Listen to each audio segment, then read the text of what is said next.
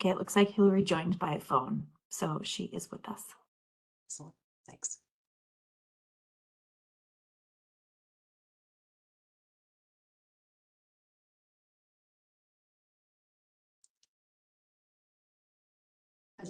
Good morning. I'd like to call the February 14th, 2025 meeting of the Oregon Climate Action Commission to order. I want to welcome members of the commission and of the public. Thank you for joining our meeting today.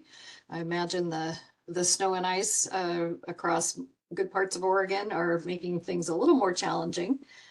So we may see more people signing on as the meeting proceeds.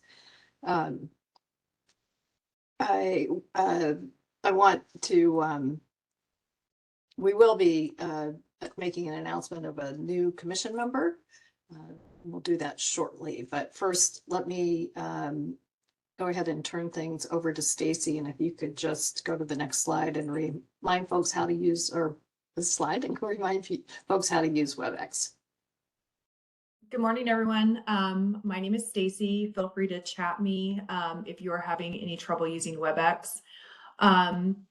If you would like to raise your hand, you can hover around your name in the participants panel and a hand icon will pop up, or you can find another hand raised down at the bottom of your screen.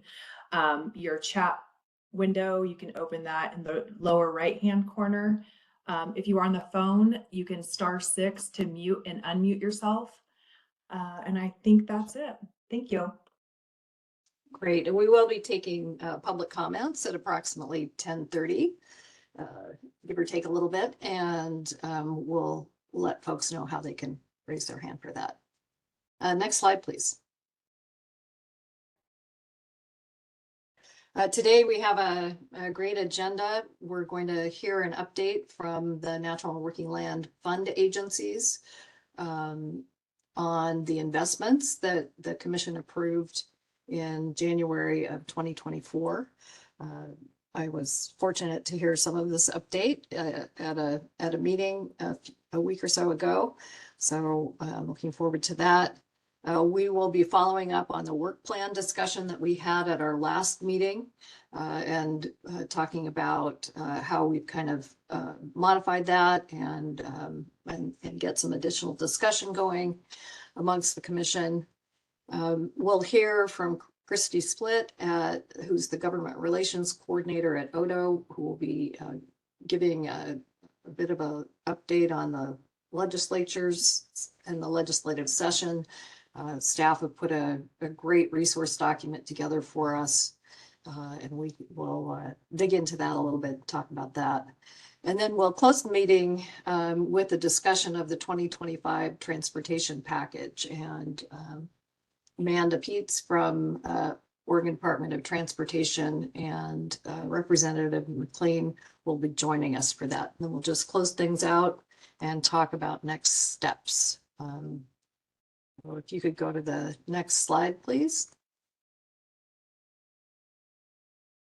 So I didn't see Representative Gamba on yet, but Jeff, if you see Representative Gamba, do let me know. He was recently appointed by Speaker Fahey to replace Representative Helm on the commission. So we're excited to have him join the commission. Is he on, Jeff? Chair McDonald, I'm not seeing Representative Gamba at this time. Okay. Chair McDonald, Rep Gamba is currently a attendee. He needs to be elevated to a panelist. Thank you, Amy. Thank you, If you could go ahead and do that, Stacy. I'll just say a few words, and hopefully Representative Gamba can join us and say a few words for himself as well. Representative Gamba is the is the vice chair of the House Committee on Climate, Energy, and the Environment. And he's on the Joint Committee on Transportation and the House Committee on Housing and Homelessness. And I was noticing in the legislative memo and the number of times that Representative Gamba's name came up as a sponsor of a bill. So he obviously is very passionate about climate change and focused on advancing efforts on that. So I wanted to just welcome Representative Gamba, and if you have been elevated, please feel free to make some comments on your interest in the commission and engagement in climate work. Thank you, Chair McDonald. Hello, everyone. I know many of you already. Good to see you. So yeah, as a little background, I was a commercial and editorial photographer and with contracts with National Geographic for several years. And I was seeing climate change, the first outcomes of climate change occurring 20 years before all the predictions were predicting those outcomes to begin. So it was happening much faster on the ground than the models were showing. At the time, I was not seeing a lot or sufficient work at any level of government to address it appropriately. So that's what spawned my interest in politics, and I ran for local city council, and we passed a really aggressive climate action plan in Milwaukee while I was mayor there. That's why I get up in the morning. It's why I'm in the legislature, is to solve this problem. So I appreciate the opportunity to work with you all on that. And we feel fortunate to have you. So welcome, and look forward to drawing on your experience in the legislature, but also with local government issues. It was one of the topics that came up as something we wanted to spend some time on in the coming year. So look forward to being able to also pick your brain about that. So welcome. Thank you.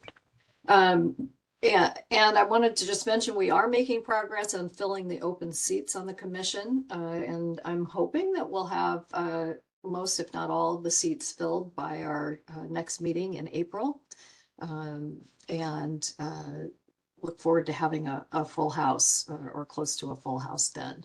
So that's great news. In terms of my other update, if you could go to the next slide, please.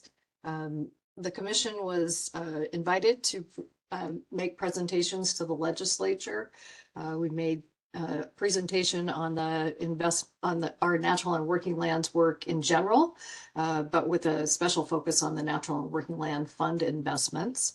And that was to the Senate Natural Resource and Wildfire Committee.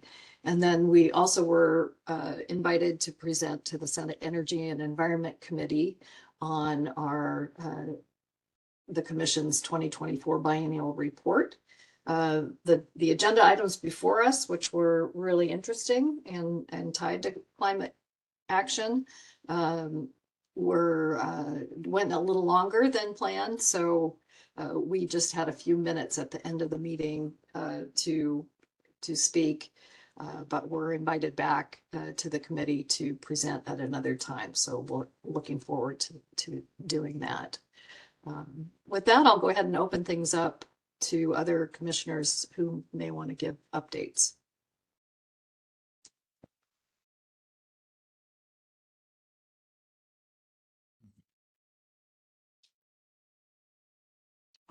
Oh, this is Commissioner Reitman. I just been thinking about in our current political climate that, and this is what I've always tried to do, is promote the actions that we take for their own merit.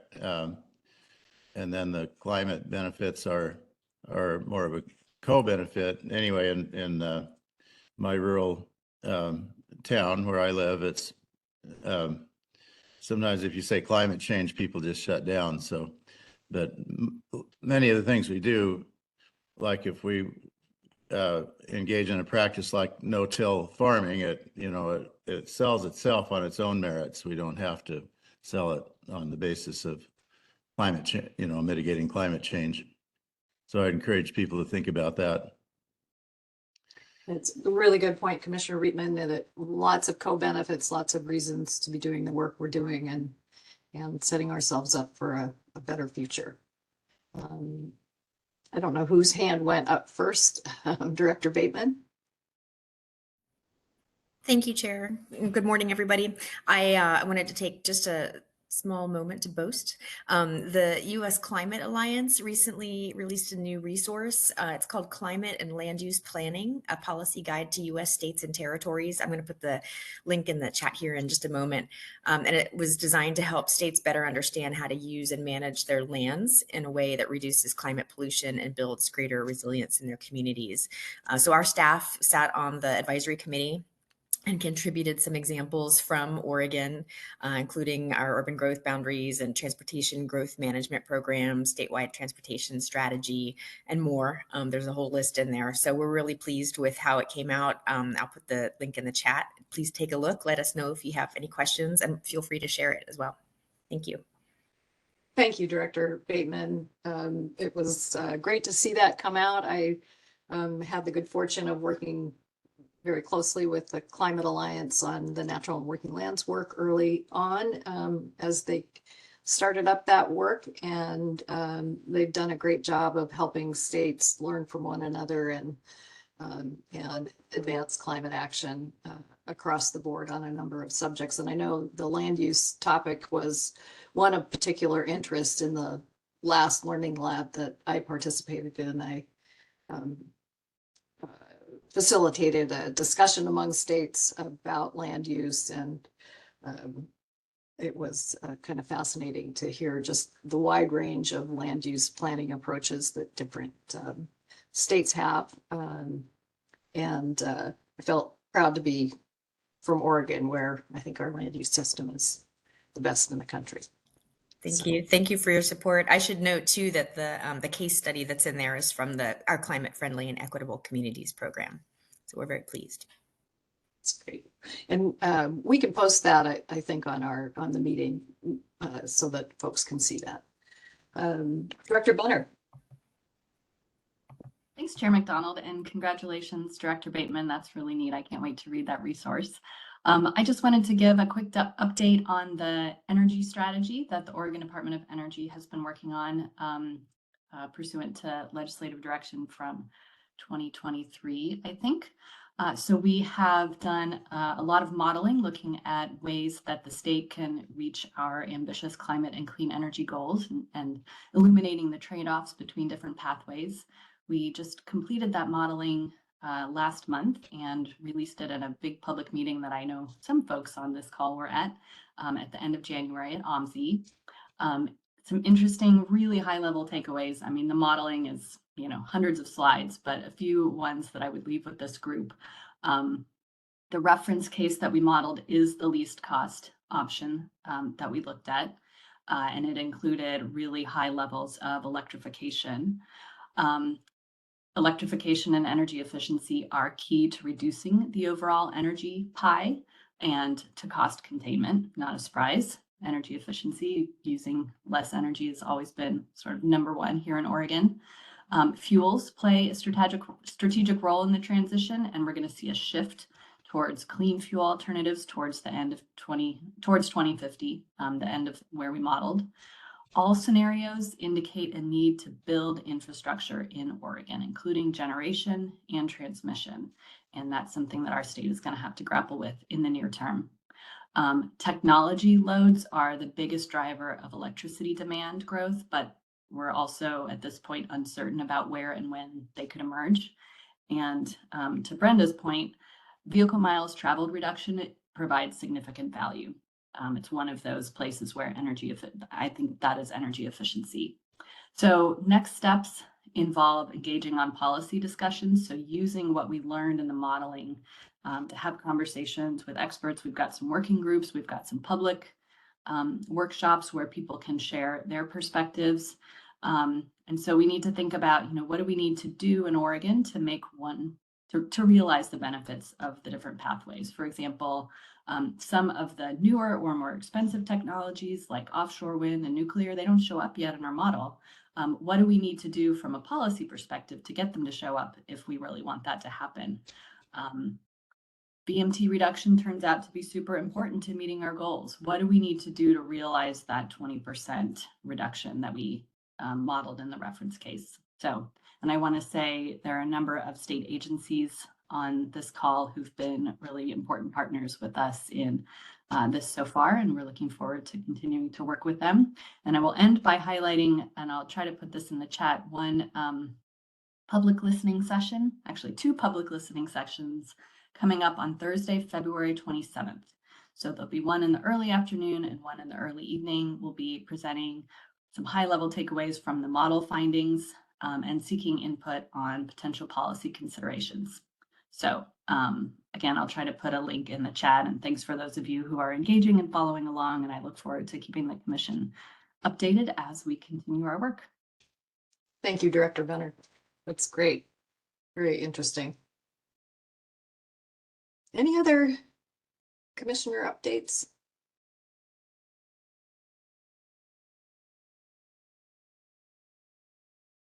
Well, that's all good news, which is nice to have.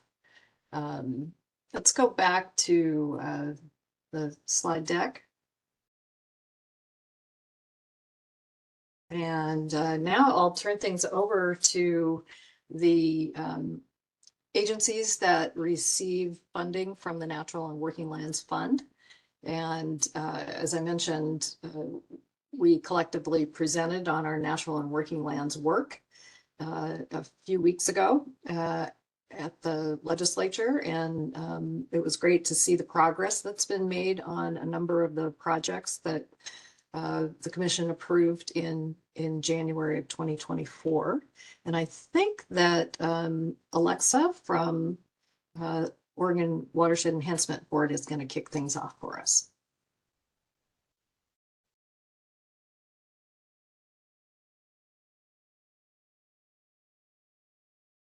Go to the next slide, and Alexa, I think you're on. There we go. Perfect. Can you hear me all right? We can. Thank you. Welcome. Great. Thank you. Good morning, Chair McDonald and commissioners. My name is Alexa Schmidt, and I am Water and Climate Coordinator at OWEB. So to provide a little bit of background about our work with the fund, OWEB received about $2.25 million from the overall Natural and Working Lands Fund to provide as grants to community members through 2 existing offerings. So we proposed allocations as shown in this slide, with about 1/3 going to pay for conservation management plans on agricultural land. So these plans pay for the development of the plan itself, and then a subsequent per acre per year payment for the ecosystem services outlined in those plans. This is designed to complement NRCS opportunities like EQIP grants, which pay for the adoption of the practices, and then we can come in to pay for the implementation. The remaining roughly 2/3 of the funds are going to an open call for restoration and technical assistance grants on rangeland, forest land, urban areas, or blue carbon ecosystems. And the natural climate solutions that we will fund through these grants were developed through the INR report and in consultation with communities, which I'll talk a little bit more about. So for both of these grant offerings, we're applying OWEB's administrative rules for eligibility and evaluation with the added lens of the legislative intent of House Bill 3409. Next slide, please. So to bring us up to date on where we are now, from October to December 2024, OWEB conducted a public engagement process per our commitments in the proposal. And the results of this engagement led to kind of 3 main actions that we're taking in the grant offering. First is a streamlined application that very closely mirrors OWEB's standard restoration and technical assistance applications. With the goal of bringing in new grantees to OWEB, we also wanted to help build familiarity with our regular offerings, and this streamlined application helps to do that. We've also reduced financial barriers by lowering match requirements, and that's the amount that grantees are required to provide through other funding resources. And then we expanded the eligible practices such as cover cropping for the conservation management plans and prescribed or cultural burns and rotational grazing for either the conservation management plans or the restoration and technical assistance grants. So this was really based on community feedback and what potential applicants were interested in seeing included as eligible practices. So we expanded on the INR report to include those as well. So applications opened last week and will close on April 1st. And we are now working on outreach and training materials with really intentional work to engage tribes and environmental justice groups.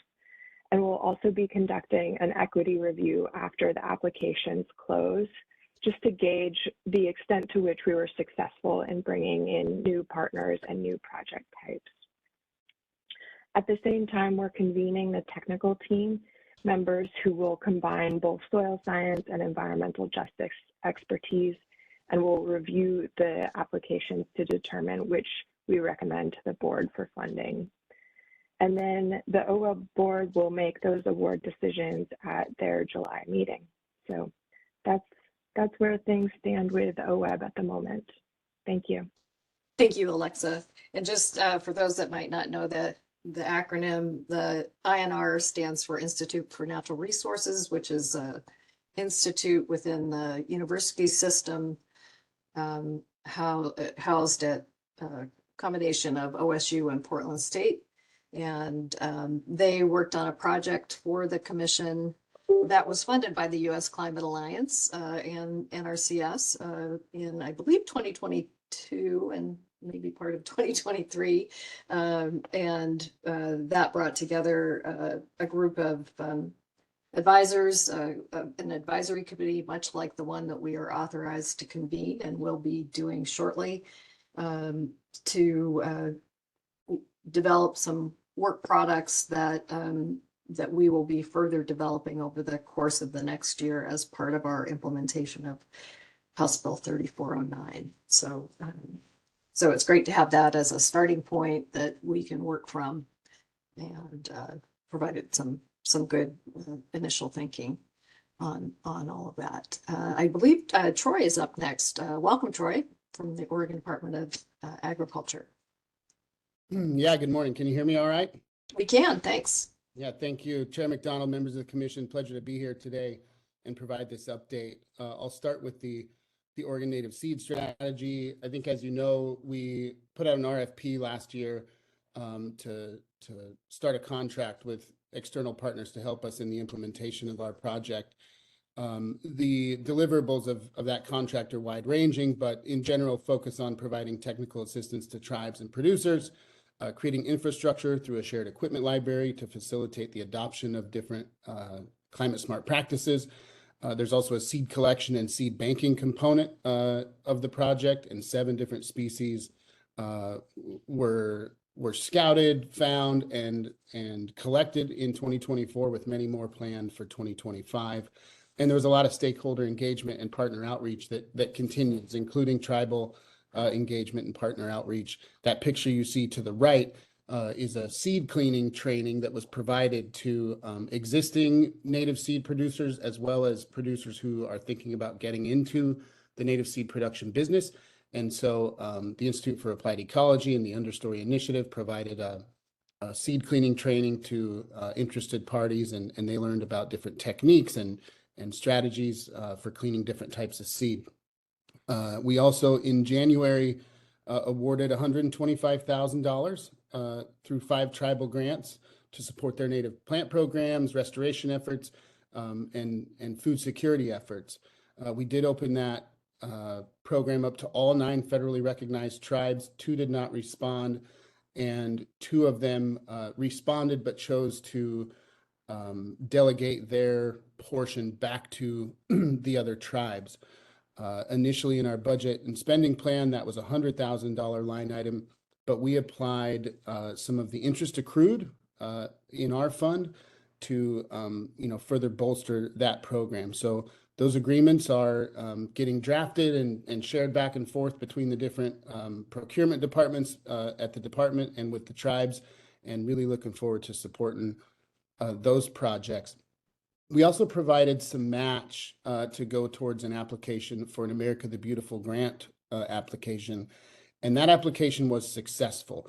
I don't want to misrepresent that bullet. There was a lot of other match providers, but we were one of them, and that was a very successful proposal in a very competitive program. So we're really happy to support that.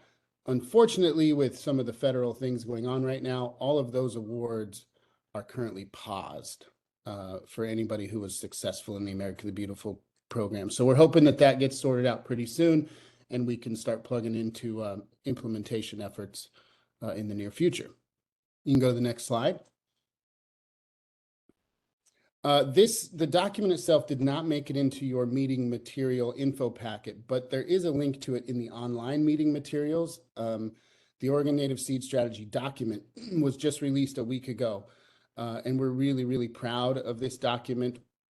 It's a beautiful, beautiful document, so I really encourage you to go take a look at it and read through it, and we'd be happy to talk more about it in particular.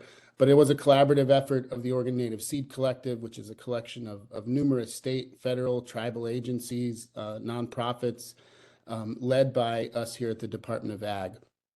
It has 5 focal areas with associated goals, but those surround reliable availability of ecologically appropriate seed, identifying the need for more research, resource development for the implementation of the strategy and natural climate solutions, highlighting the needs around seed banking as well as funding. So again, there is a link to that in the online meeting materials on the climate website. It's also an easy Google search hosted on our Native Plant Program website. Next slide. We also, as you know, executed an agreement with the NRCS that leverages nearly $2 million over 5 years to support the hiring of 2 rangeland health specialists. We hired the first one of those in December. His name is Mark Porter, and he brings almost 2 decades of experience out on the range, noxious weed, land management, ranching, all kinds of different great experience. And we're really, really happy to have him in that position. And we'll hire the second one probably in June or July of this year as Mark continues to identify his needs and the needs of partners. So far, really focused on partner engagement, stakeholder engagement, in order to produce 20-year goals and 10-year actions. And those are part of the focus of the deliverables in our NRCS agreement, something they really want to see that'll help them focus their investments over the next 10 to 20 years. With the 2024 wildfires, as you know how devastating those were out on the range in central and eastern Oregon, the demand for technical assistance and now financial assistance is greater than ever. So we see a lot of opportunities to plug in with land managers and private landowners in the years to come as they look to recover from those fires. The challenge I think that we'll all continue to face is just integrating the priorities of House Bill 3409 with producer goals and finding practices that can make a difference on the carbon sequestration front and the climate front, while also meeting the goals of producers. But there's a lot of really great practices that can be implemented. There's a lot of great programs on the federal side to support this, and so we're really optimistic about finding solutions that move the needle for climate as well as help out the landowners and land managers. So I believe that is the end of my slides. Thank you, Troy. Great to hear about all of this work. Really important to keep native bunchgrass or restore native bunchgrass systems on the landscape. The difference between how much carbon is stored in the soil between bunchgrass systems and annual grass systems is really amazingly different. And so really important to do that work. Glad to see that happening, and also the great work on the seed strategy. So excited to see the progress that you've made on that. Thank you. Now I think we'll turn things over to Danny Norlander at the Oregon Department of Forestry. Welcome. Good morning, Chairman Donald and members of the commission. Thank you for having us this morning. I'm Danny Norlander. I'm the Forest Climate, Carbon, and Health Analyst at the Oregon Department of Forestry, and I'll try to be quick. I have one slide. So our portion of the fund was about 3.25 million. Part of that going to 3 different projects. One at our own seed orchard, the J.E. Schroeder Seed Orchard, which is actually in the middle of the Willamette Valley, and provides seed through co-op models, but also to the Oregon Seed Bank. And we have been working to implement a variety of different efforts there, from revitalizing our Willamette Valley Ponderosa Pine orchard and implementing additional climate-ready seed orchards at that orchard. So that work is underway, and then the other ones that we have going on really are centered around implementation of climate smart forestry across the state. And one is working with special districts, so that's like SWCDs and watershed councils and stuff. And our initial work there is with the Tualatin Soil and Water Conservation District. And hopefully that project gets off the ground here pretty soon. And then more to follow across the state. We've been challenged a little bit with some staffing, which keeps moving around, and hopefully we'll be able to get some additional stuff, additional people working on that in the near future. And then we also had work along with the tribes, and that's going to hopefully work in tandem with our urban and community forestry program, which got a sizable federal grant. And I'm not aware where that stands now with a lot of the funding pauses that are underway. So one question that came up when we were at the legislature was what public process has gone into kind of deciding what that looks like on the ground. And we really rely on our climate change and carbon plan, which was an 18-month process, which had lots of public input in a lot of different venues. So that's kind of where we are leaning in on our public process to kind of hopefully streamline things. And then one of the intents for the non-seed orchard funds was to be able to provide those organizations and tribes with the ability to use those funds as match, as they are state funds. So we're not taking any match or any administrative costs out of the funds, so that we can provide as much as we can to those organizations. And overall, we really want to provide for place-based solutions. That's a big interest of our board, and making sure that the solutions at the local level meet what's needed at the local level, but still in line with what's in our climate change and carbon plan. So happy to follow up with questions now or in the future.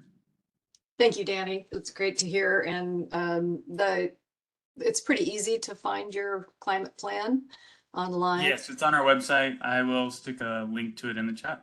That'd be great. Appreciate that. And you will note from all of the speakers that there's a lot of focus on leveraging funds, and that was one of the directions that we gave the fund agencies, was to really look at opportunities for leverage, and they've been doing a great job. I think the reported number that we had and presented to the legislature was around 12 million has been leveraged to date. And I think the agencies thought they might be able to leverage as much as 25 million. Certainly, as you've heard from a couple of the presenters, given the pause in federal funding on a number of grant programs, that might be a little more challenging in today's environment, but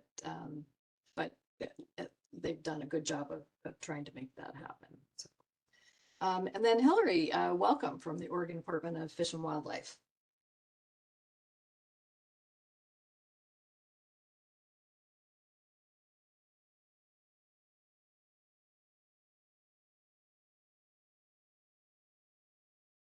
Hillary, I think, are you on by there you go. You were muted. but you look to be unmuted now.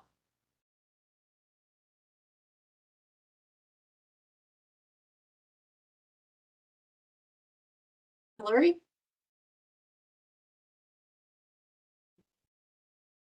Can you hear me now? We can. Welcome.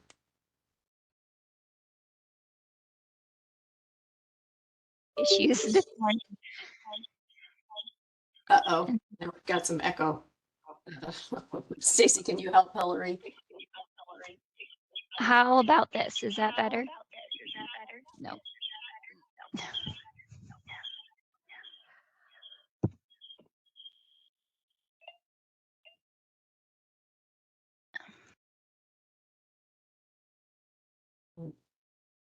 Perhaps while we're trying to do some technical support for Hillary, I also wanted to just acknowledge Andrea Kreiner, who's the executive director. Let's try this. Is that better? That's better, Hillary. I'll come back to my comment later. Go ahead. One more time. Was that better? That's better on our end. Can you hear us? Now I can hear you and you can hear me. Great. Thank you. I apologize. No worries. And yeah, now I'm all flustered too. So take a deep breath. well, thank you for letting me present ODFW's updates. As I believe most of you know, ODFW received a little over $3 million in the Natural and Working Lands funds to implement a diverse set of projects to generate co-benefits for fish and wildlife habitat, as well as working lands resiliency and carbon sequestration. We did that in through a couple of different mechanisms, funding for 2 positions, 2 natural climate biologists or natural climate solutions biologists, one of which is myself. They're pictured on the left, and my teammate Katie, who is on the right. And our goal with our positions is to provide extra capacity for technical assistance, connecting with project partners, to promote and enhance habitat restoration projects with an emphasis on natural climate solutions. Like had been mentioned, our intent was to try and leverage additional federal grant funding.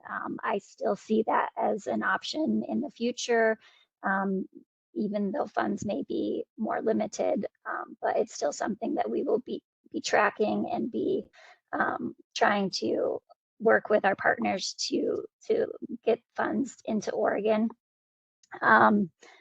We are also compiling some guidance documents to promote natural climate solutions guidance into habitat restoration projects. And the intent is to have these available for ODFW staff, our partners, as well as a kind of simplified version for landowners so that everyone can incorporate these practices into habitat restoration projects on their properties or where they're working. We are also working to improve our data coordination at ODFW and really concentrate on compiling all of our habitat work into a platform that is available to be seen by ODFW staff, but also by the public, so that that can help tell our story. We really, that's another kind of goal of ours, is to tell the story about all of the great work that is going on across the state, incorporating natural climate solutions and carbon sequestration into our habitat practices and ways that there are co-benefits for landowners, for working lands, for fish and wildlife. Next slide, please. Oh, I think there was another one before that. Let's see if we can get back one. There we go. There we go. It's a lot of order. That's okay. So in addition to the staffing positions that were part of this funds, we had a number of different restoration projects. And I'm happy to report that almost all of these are in the implementation phase right now or nearly complete. We had a couple of projects on the coast for estuary restoration in the Umpqua and Tillamook basins. These projects are going great, and as was mentioned, with the federal funding leverage, these projects have leveraged 3.7 million in federal match and another 2.3 million in state funding. So really kind of emphasizes the what you can get done in partnership. On the Umpqua, this project is nearly complete, and the photo at the right there is kind of the footprint of this project on the Smith River. This project had a tide gate at Kennedy Slough that was replaced. Historic tidal channels were reconnected. Earthen embankments were removed to restore tidal inundation areas and hydrologic exchange. There were invasive plants removed, and then this spring will be the final phase of the project where there will be some native vegetation plantings in the estuary. And then in Tillamook, similar project goals.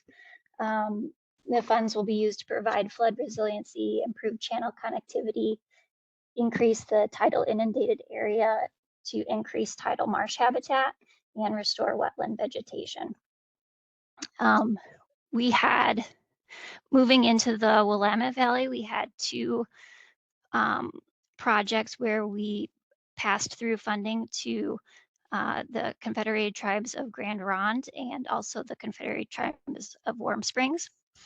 The project with the Confederated Tribes of Grand Ronde is being implemented now and through March, and they will be reestablishing 30 acres of floodplain forest by planting or by replanting with native riparian hardwood trees and shrubs in high densities. And this will be, they will have some subsequent planting in the following 2 years, but the bulk of the work will be done this spring.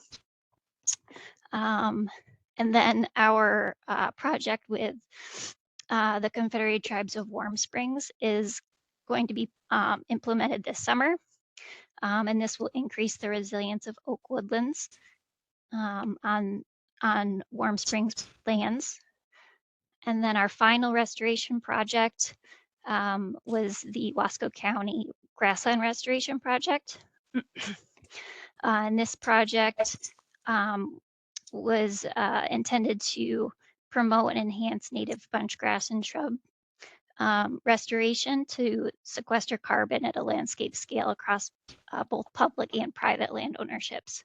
And this fall, we had there was a over 400 or 4,500 acres of annual grasses were treated in order to enhance the native bunch grasses that are present. And then in the fall of, or December, actually late winter or fall of 2025, we're going to be planting over 41,000 native shrubs in some strategic areas on that property. Again, with a goal to return some of the shrubland area that has been impacted by wildfires in the past, and also as a way to improve carbon sequestration. Let's see, I think that is about all. Great, thank you, Hillary. And just a couple of quick comments. Our great natural working land staff, Jason and Liz, hosted a blue carbon meeting earlier this week, I believe, and just some excellent data being collected in Oregon to help quantify the benefits of estuary restoration. So, and also to kind of document restoration projects so that we can look at how that activity is growing and has grown over the years. And Also just just to mention on floodplains, riparian reforestation on floodplains is one of the biggest pathways for increasing sequestration. So really an important practice as well. So great to see those projects making so much progress. With that, I think we can go ahead, but I'll just make one other point. At our meeting in January, we did mention that we expected to have a proposal ready for how to best invest the remaining natural and working lands funds, and it's about $180,000 that is remaining. And Liz and Jason have met with the fund agencies twice since last month's meeting, and they do have a draft proposal. There are a few details about the logistics related to implementing the proposed ideas that need a little more attention before they're brought forward. So we'll be doing that in April. And in addition to that, we'll be able to hear about some ideas for improving the process for natural and working land project selection and approval that will be brought in front of the commission then. We knew we'd learn a lot along the way of implementing these projects and want to make sure we're adaptively managing the process so we can make the best use of these funds. We are in the governor's budget for $5 million to continue the Natural and Working Lands Fund investments, which we're really excited to see, and wanted to just acknowledge that Karen Power is with us from the governor's office. So welcome. Thank you for joining us today. And with that, we can go into our next agenda item. Chair McDonald, any key questions. Commissioner Yeah, Thorndike has his hand up. I'm sorry, I didn't hear who. Commissioner Thorndike has his hand up. Great, thank you. Commissioner Thorndike.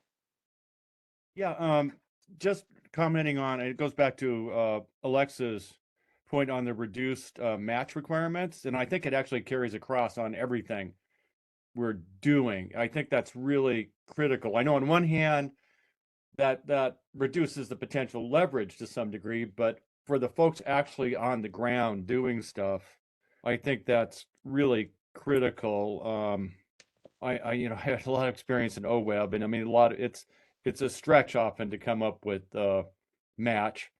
And when it comes to, I also have a lot of experience with farmers to get to the ag stuff. Not a lot of cash flowing around out there either. And finally, as a manufacturer, if you're not a big guy, you don't have access to capital either. So if you want stuff to happen, I at least focusing on that end user person who's actually implementing the project, really low or no match is going to be a big help in actually implementing a lot of this stuff. So I really appreciate that realization. So thanks.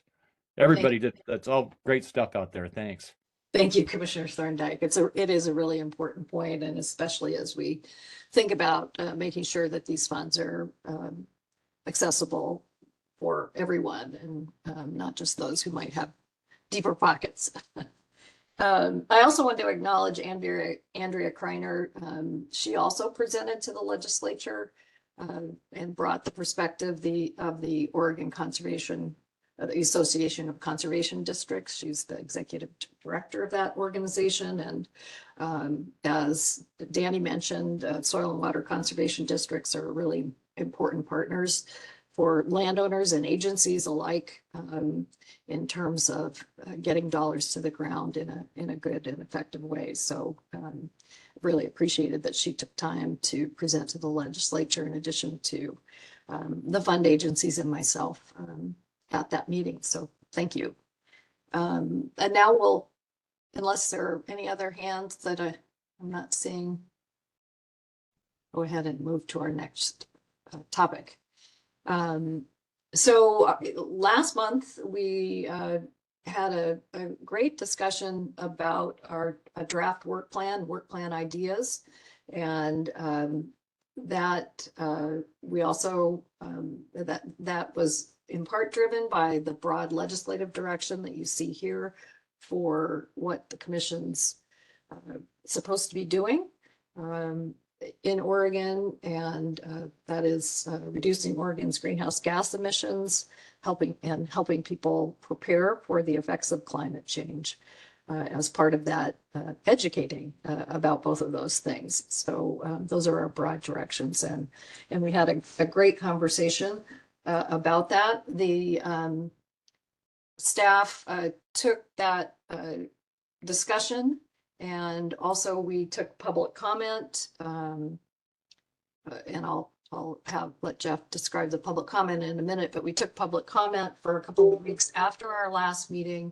And then we updated the work plan to try and best reflect both of those things. And I just wanted to note that I thought the staff did a great job of updating, kind of clarifying the commission's role and how we will be involved. And if you refer to the memorandum on our work plan that was posted on the meeting website, the first table shows all of the deliverables that the commission will be involved in. And it specifically names the role that we have in that product. It sets some dates that we anticipate discussing and consulting with those that are charged with completing the products. The ones that are in bold are certain dates. The ones that are not bolded are our best estimate. There's a little bit of uncertainty about exactly when contracts will be approved and work will begin. So those unbolded dates are a little uncertain. But I thought that was a great advancement to really help clarify things. The other piece that was done was an effort to try and group some of the topics. It is still a long list, but there are some groupings that hopefully will help us. I also really appreciated that especially other agency partners were identified as potential as being potentially implicated in those presentations. As we discussed in January, we definitely also want to think about other folks we should be bringing in and hearing from, whether they're from other states, they have a regional perspective, or just different interest groups. So that is those can be added as we start to develop out agendas. So I'll let Jeff comment, and then I've got a few comments back on some things that I noticed that might have gotten missed from our discussion in January. But Jeff, over to you. Okay, thanks, Chair McDonald. Stacy, if you can go to the next slide, please. Okay, I thought I'd just recap quickly here some of the input that we've received on the plan. We opened up the commission's draft work plan for comment for 2 weeks in January. And in summary, the public encouraged the commission to focus on these following bullets. I'll just recap quickly. Strategies to reduce consumption-based emissions. This was also an area of focus for the commission last year. We had recommendations in the biennial report that went out. We also received comments encouraging development of greenhouse gas emissions removal technologies. These are things such as carbon capture and underground storage. We also received comments promoting nature-based solutions and natural climate solutions on the state's natural and working lands. And so we obviously have a fairly robust work plan for that going forward. Also policies that promote public health and prevent and mitigate natural disasters was on the list, as well as reducing carbon emissions from the built environment, both in the design and construction materials. Next slide, please. So at the January 10 meeting, the commission also discussed the use of work groups or committees that could be formed to help support the generation of products, plans, and priority initiatives. And so these were some of the ideas that were brought up for those committees, working on the TIGR 2.0 analysis and the Comprehensive Climate Action Plan, working to advance the natural and working lands items that are part of the work plan, focusing on climate adaptation and resilience, industrial decarbonization, and public education and outreach. Next slide, please. Chair McDonald touched on this table already, so I'm not going to get into the details here, but this is in the draft work plan. This table provides additional detail and outlines the Department of Energy's work products that we are working forward this year, as well as the timelines for when we need to complete them and anticipated schedule for when we would bring these items to the commission, either for consultation or for commission approval. Like Chair McDonald said, we still don't have contracts in place for several of these, actually all of them, but we will be working forward to update this as we go. And with that, I think I'm going to hand it back to you, Chair McDonald, to wrap up next steps. Yeah, thank you, Jeff. Great presentation. Just for a few notes that I had that looked to potentially be missing from the list of topics. I didn't notice public health as a topic, which was one of the areas of public comment that we got. So we probably want to capture that. And then some additional topics that came up at our last meeting. I'm not sure if they were fully captured. We discussed clean fuels and R99 in particular and potential supply issues. Commissioner Garcia, you flagged, and correct me if I'm mischaracterizing it, but kind of the jobs and economic development associated with renewable energy and other clean technologies. And I also noted that there are a number of bills that target economic development. In the legislative report we received, the agencies will be looking at workforce implications as part of the development of the Comprehensive Climate Action Plan. And we are also, as you just saw, doing a workforce study for national and working lands. So that might be a topic to put on the agenda. So with that, I'll stop and see if there, and then the other topic that came up and received a fair amount of comment from a number of commissioners was the need to access capital, as Commissioner Thorndike mentioned a few minutes ago, and we Senator Dembro suggested we have a discussion of infrastructure or green banks and how we could maybe be taking better advantage of blending private and public capital to make progress on climate action. So that's another topic that I think maybe got missed in our list. So we'll add those, but I'll open the floor to any other comments from commissioners.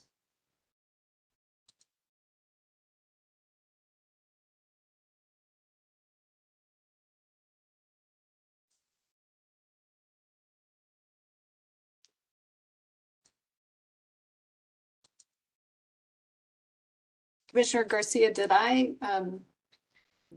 characterize what you were hoping to see correctly, or would you like to reframe? Yeah, thanks, Chair. Yeah, no, I appreciate it, and I think you covered it for me, so thank you. Great, thank you.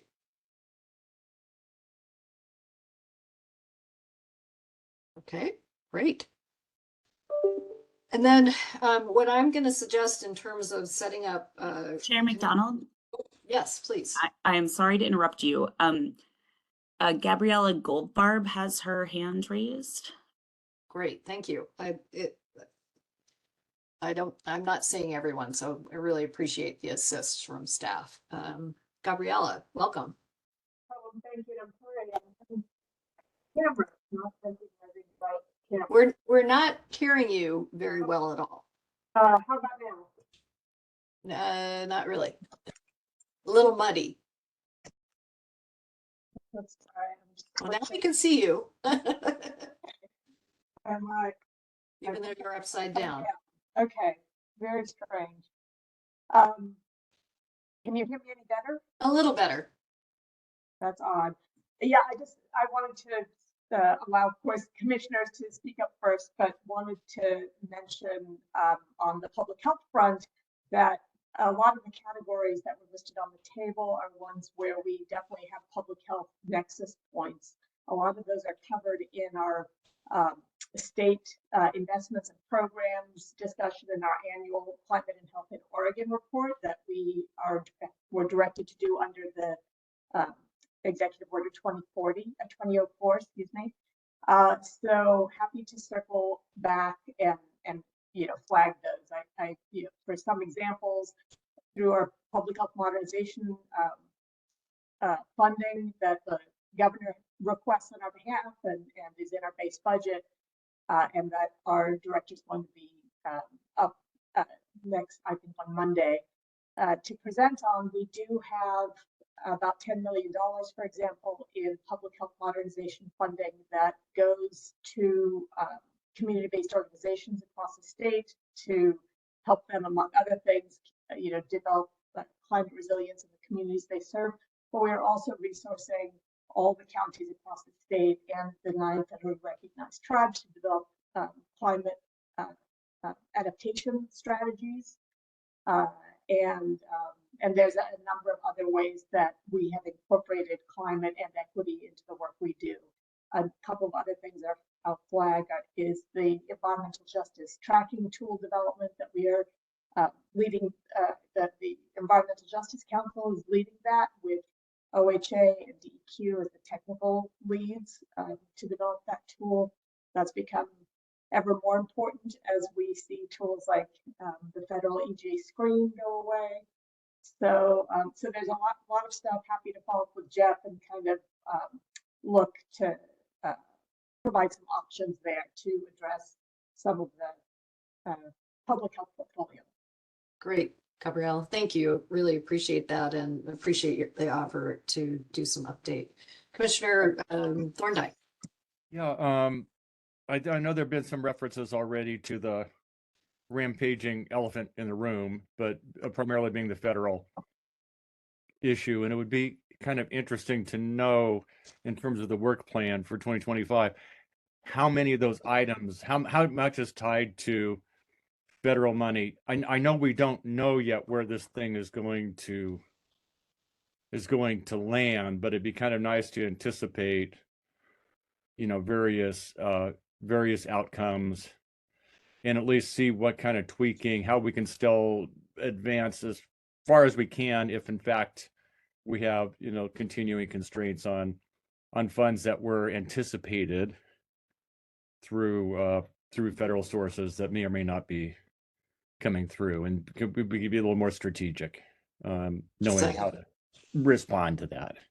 That's a really great point, Commissioner Thorndike, and I think that would be a good topic for us in April.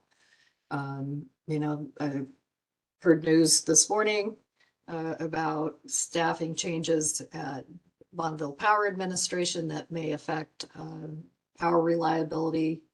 I'm sure that has sweeping effects. I know Alan was back at a gathering of departments of energy, and imagine that there was a fair amount of discussion at that meeting. So I think it would be really helpful for the commission to kind of be able to take stock of the changes that might be happening and that we should be thinking about relative to federal funding. So appreciate you bringing that up. We'll add that to the agenda for April.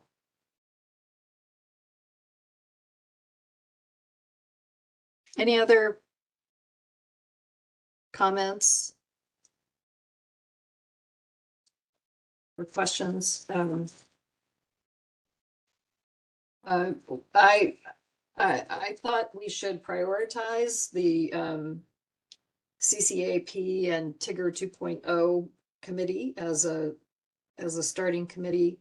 I also, another thing that was missing from the list of potential committees was, I think, Commissioner Apter had suggested that we might want to establish a transportation committee. I think we can circle back to that after the topic later today. But I don't want to overburden the staff, so I think we can start with that first one, and then also as the Natural Working Lands Advisory Committee gets going and the products get going, we can maybe bring in a Natural and Working Lands subcommittee as well, or committee, excuse me. Anything else, Jeff, from you on the work plan? No, Chair McDonald, thank you. I just to remind folks that the intent was not to lock in agendas at this point in time. We need to be a little more fluid to respond to changing needs and opportunities. But it's really helpful to have this list and to be able to kind of forecast more in advance for what might be on deck at different meetings. So we can do a good job of inviting people that we want to hear from and giving them the time they need to prepare. So really appreciate all this work that staff did on the work plan. So thank you. We are a little behind, about 15 minutes behind time. So I wanted to just check, has anybody signed up for public comment? Stacy, yet? And if folks want to sign up and you haven't yet, please do.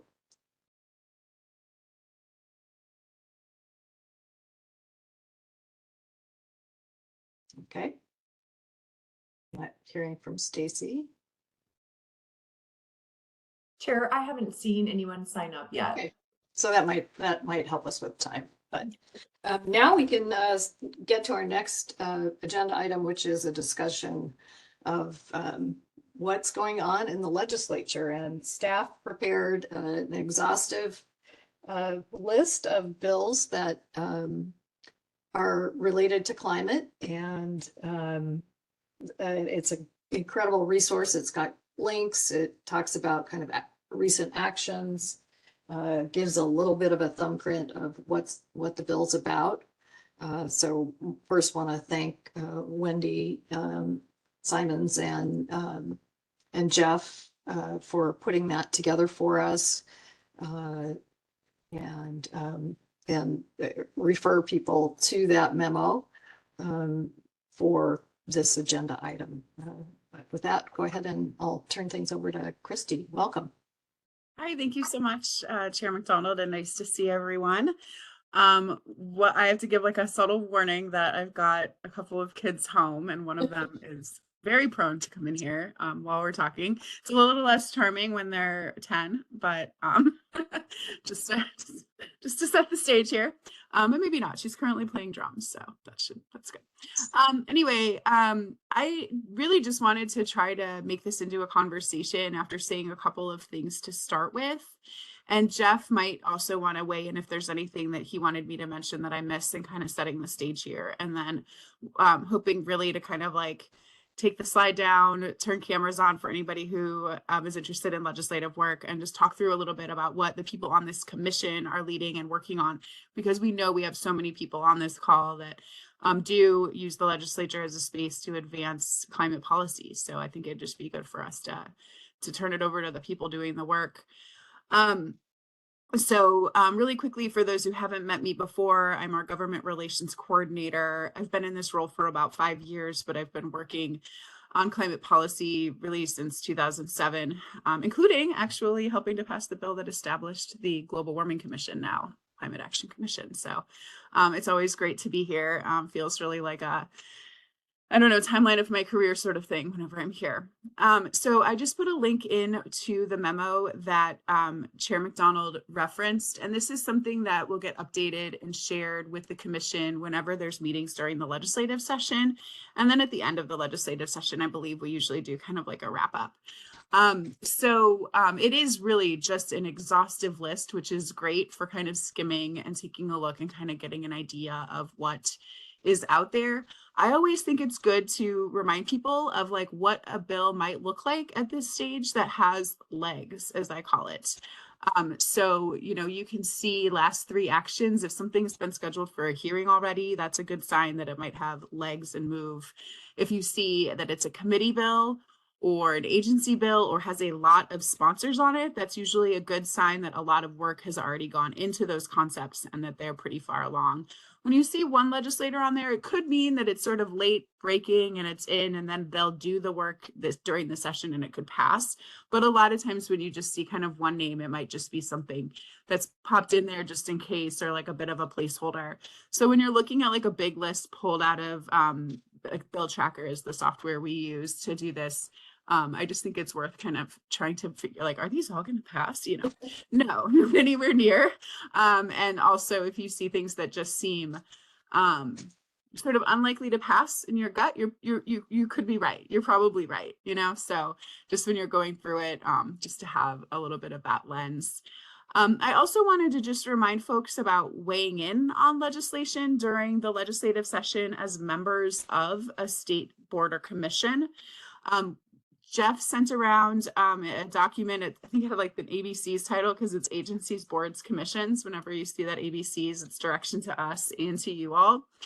And I think that got sent around also by the governor's office later as well.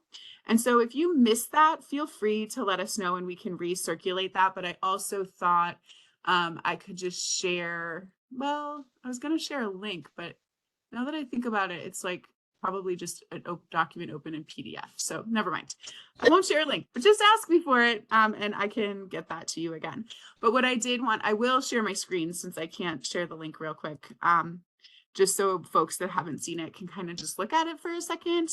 And this is consistent across sessions and governors. This guidance is generally pretty consistent. And so hopefully you all can see this now. But you can see here that there's guidelines for board and commission legislative advocacy right here. And I'll just pop that up while I talk through it. But basically, if you're going to be speaking on behalf of the board or commission, you want to make sure you have permission from the board or commission to do so. And you also want to make sure that you identify that you're speaking on behalf of the board or commission, and also to be really careful to avoid taking positions on bills unless you're very confident that the governor has a position on that bill. So for example, if it's an agency bill, then you can speak with, you know, a little bit more of a position. But if it's not, there's definitely not guidance to avoid giving context or sharing expertise, but just to make sure that you're doing it from a place where you're not saying that you support or oppose legislation. And then the other piece is that if you do advocate on your own behalf as an individual, just like you would flag it if you're there on behalf of a board or commission, you want to flag it that you're there on behalf of yourself as an individual and not because of any other role that you might hold. So I just wanted to make sure folks had an understanding on that. And if anyone has any questions, let's just raise those now, and then we'll move on to talking a little bit about bills. Great. Thank you, Chrissy. It's a really important reminder. The commission is requested to provide informational meetings, as we did a couple times in the last month, excuse me. When we get those requests, we certainly respond to those. But in terms of actually taking positions on bills, we haven't done a lot of that. But some, and again, as Christy said, you all are absolutely able to speak on your own behalf Any questions? I'm sure Representative Gamba is not like, what about me? I will say that I think that this mostly applies to appointees of the governor. So for those of you not appointed by the governor, I will say that the rules are applied differently, especially legislators. But go ahead, Representative. I'm interested in your question beyond that. Oh, can you come off mute for us?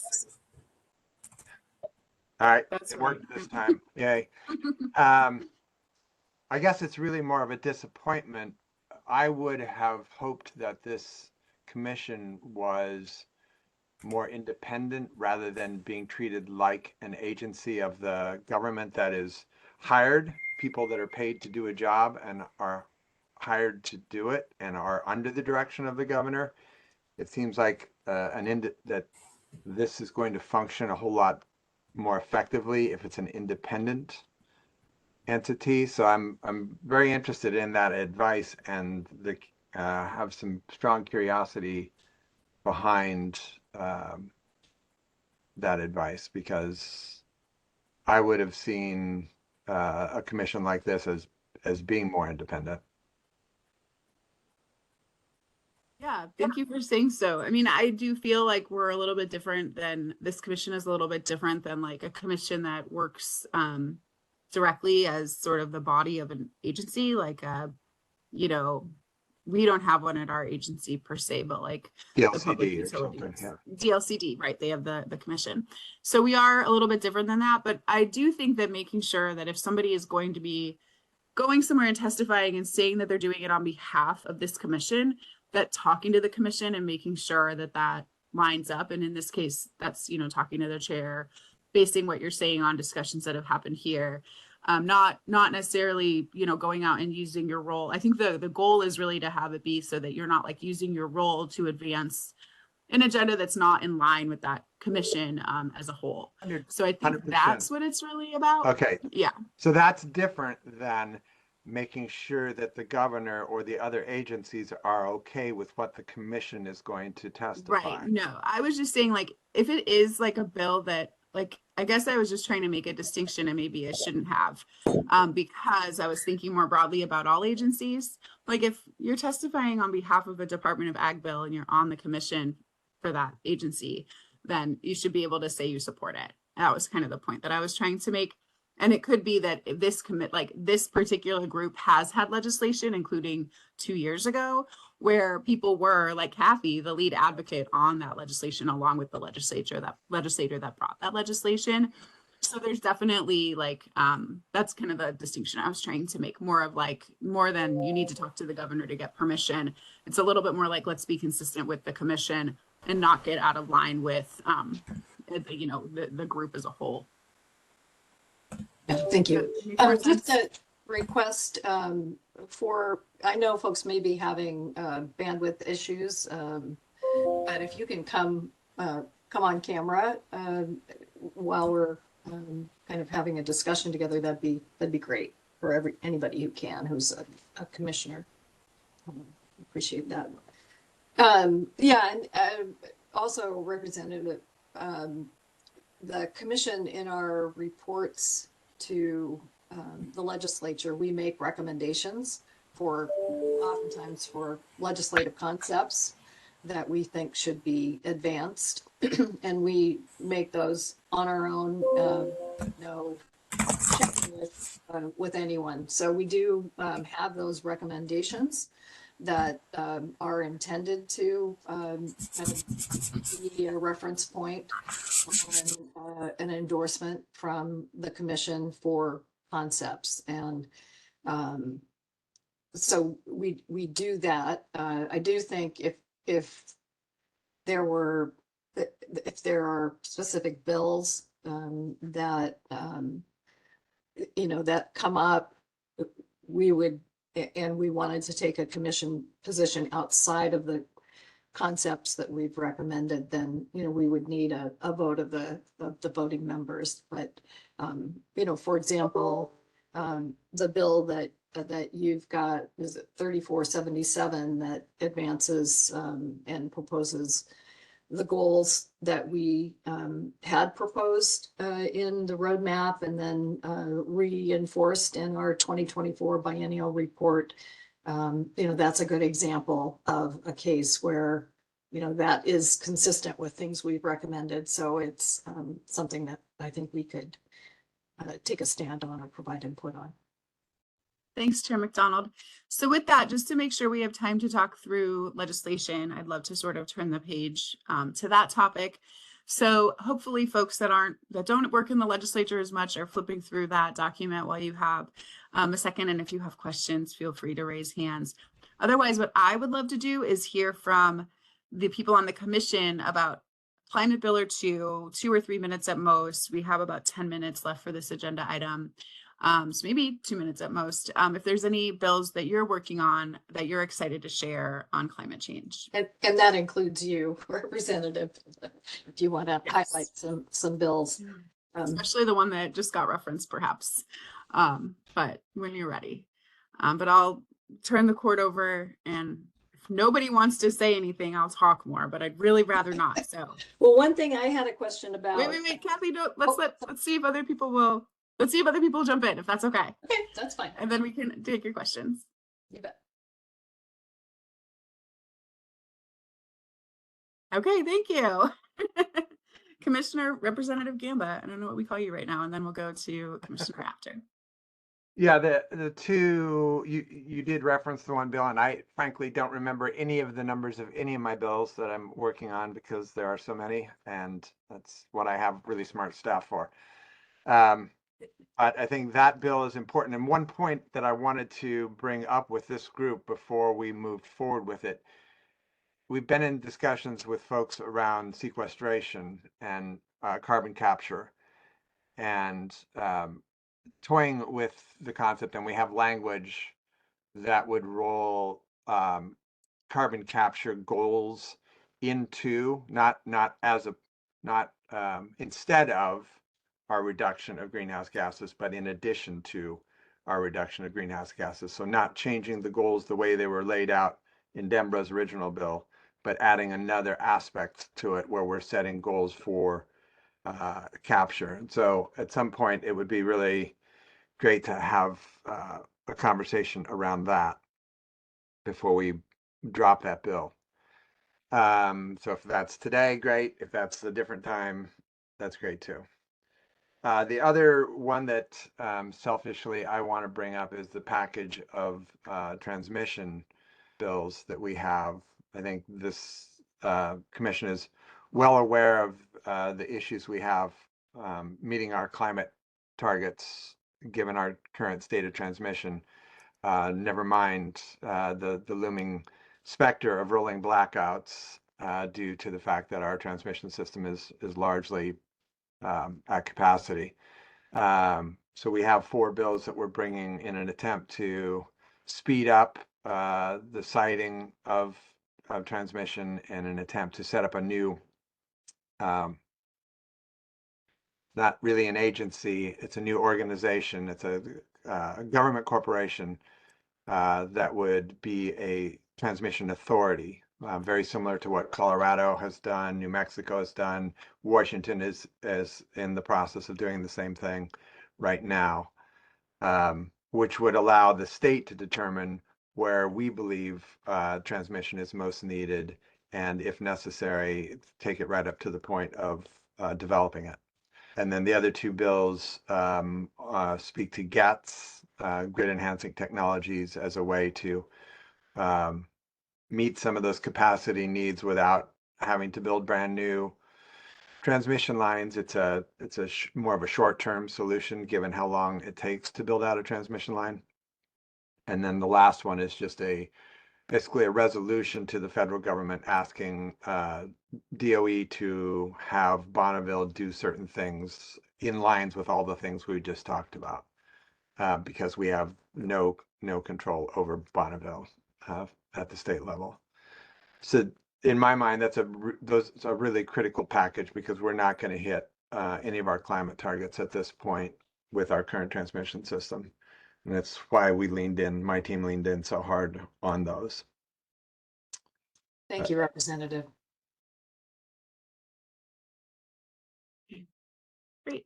Commissioner After. Thank you. And thank you, Rep. Gamba, for your leadership on that transmission package. That's certainly something that Climate Solutions and many stakeholders are very eager to support and advance this session for all the reasons you laid out. I would highlight a few other policies and packages that we're really excited about this session. One is the transportation package, which I know we'll have a longer conversation about a little bit later in the agenda, but really looking forward to opportunities to make sure that this package is thinking about, sustainably funding clean and safe and affordable transportation options for Oregon. So looking forward to seeing the framework coming out later this month, but we're also excited about some policies moving alongside, including HB 2945, which is focused on accelerating the adoption of zero emission school buses in Oregon, as well as some other targeted vehicle electrification opportunities. We're also really excited about a number of bills that are focused on addressing rising utility rates and helping Oregonians adopt technologies that are both important for reducing emissions, but also increasing climate resilience. Very top of mind as we're experiencing a winter storm right now. So happy to drop a few bills in the chat, but there are a number of policies as part of this overall energy affordability package, really aimed at, again, driving down utility bills and increasing access to heat pumps, and just making sure that we're thoughtful in terms of what ratepayers are asked to pay for in their utility bills. And then lastly, already mentioned the transmission solutions, but more broadly, just really hopeful that this session we can continue to make progress on investments in our existing climate and clean energy and environmental justice programs. As has been alluded to throughout this conversation, unfortunately, we're as a state in a position of questioning whether even committed federal funding is going to come through, and so all the more reason to make sure that the state is focused on continuing investments in our existing climate and environmental justice programs to support communities in the transition to clean energy. Great. Thank you, Commissioner Apter. I think we've got more time for this agenda item because we don't have a lot of public comment. So feel free to continue to jump in.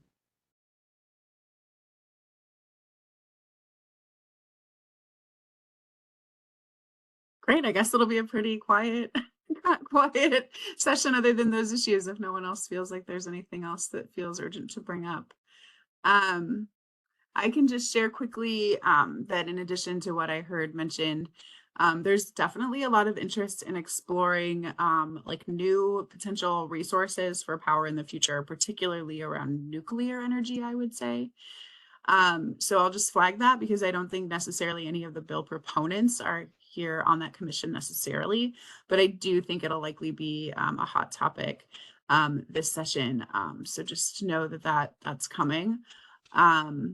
Otherwise, I think between Commissioner Representative Gamba, I'm just going to keep calling him that because I think it's funny, and Commissioner Apter covered kind of the big ones that I'm aware of.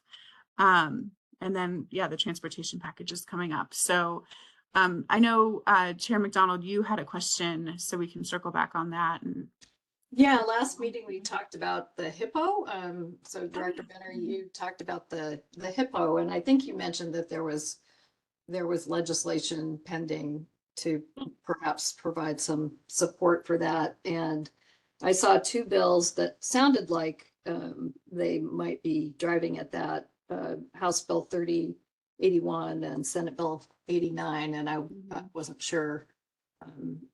yeah, Christy, you may want to speak to that. I'm happy to. Commissioner Apter, you're welcome to follow me if you'd like. But there are two bills that would expand that what's now basically just a website and turn it into really for sort of a full service operation with human beings that can provide information about incentive programs to folks around the state.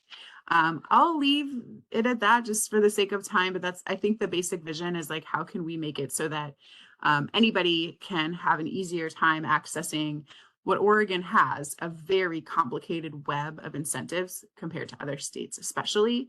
So, you know, figuring out like, does your county have something? My county does. Does your city have something? My city does. Does your utility have something? Yep, through Energy Trust. Does my state government have something? Yes, through the Department of Energy or DEQ.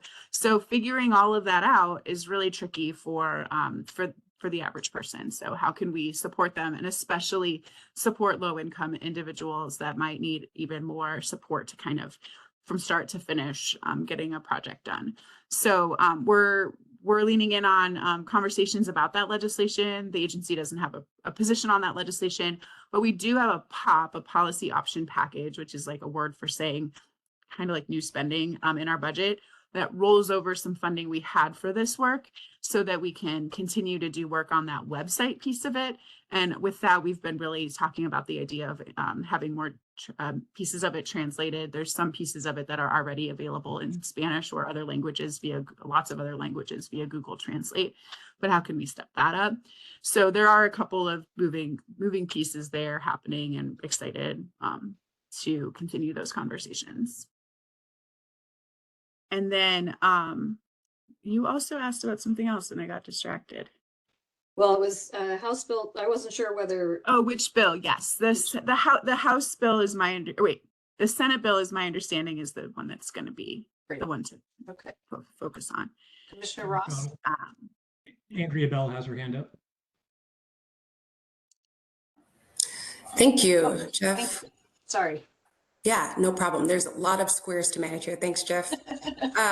Morning, Commissioner. Morning, everybody. Really good to see folks. Want to echo all of the appreciation and care for the multiple things across state and federal government that we're closely watching and managing right now, and certainly want to echo the appreciation for Representative Gomben, your steadfast leadership on so many things, and then I think for the sake of today's conversation on climate, and then closer to home for me on the intersection of housing. So I wanted to name just a few things, particularly since the work that we do as state's housing agency may not seem like an obvious intersect to some of the shared priorities, but wanted to just emphasize a few things so that it doesn't get lost. The first one is just more globally, as we are building a more climate resilient housing market, there are, of course, several benefits to that, particularly, but not exclusively, on the mitigation of disaster impacts on housing, reducing greenhouse gas emissions, and then, of course, promoting housing stability and affordability. While we don't have any specific bills, I think, on to mention that we're putting forth in terms of climate, I want to name a couple things that we're watching, and then also just name that a lot of our ability to affect is really on the implementation side of the work. So I think post-session, I think there will be a lot of fruitful conversation to have, but there's a couple climate-related bills that we're tracking closely. The first one, I'm going to hope I get my numbers right, but the first one is House Bill 3117, which directs State Forestry Department to study funding. I think it's study funding for preventing and responding to the recovery from natural disasters. So that's one. And then the second one that I wanted to briefly mention was House Bill, it's either 3170 or 31007. I won't take a bet, but it's one of those which aims to make some changes to the resilience hubs and the resilience network. So really focusing on the eventuality and the reality around disaster recovery, and recognizing that even beyond the actual disaster itself, again, all of us know this, people in their daily lives know this, who have been impacted. It is a devastating impact to day-to-day lives and to the economy of each of the individuals and families that are impacted. So thinking about where can the predictability of those events work to our strategic advantage to be able to build more policy and resource to help, whether it's in the administration of resources or frankly, just better equipping localities in terms of resilience and readiness. So appreciate the dialogue, appreciate all the work on that front. Thank you, Director Bell. Yeah, thank you. Good points. And I think housing and climate change are very intertwined personally. So thank you for raising that point. With that, barring no further questions, I'm happy to turn the floor back over to the next item on the agenda. We'll see you again down the road. Thank you, Christy, for your help on this. We have been going for quite some time. We are due for a break. I also see that Representative McLean has joined us, so thank you and welcome. And Susan, perhaps we'll take a 5-minute break, and if you could let Amanda know that we're going to start up a little early, let's say at 10:45. So we have plenty of time to talk about transportation and hear from Representative McLean and Amanda on that topic. So with that, let's take a 5-minute break and come back. And when you do come back, if you could make sure your camera's on so that we kind of get a critical mass when folks are returning. Thank you.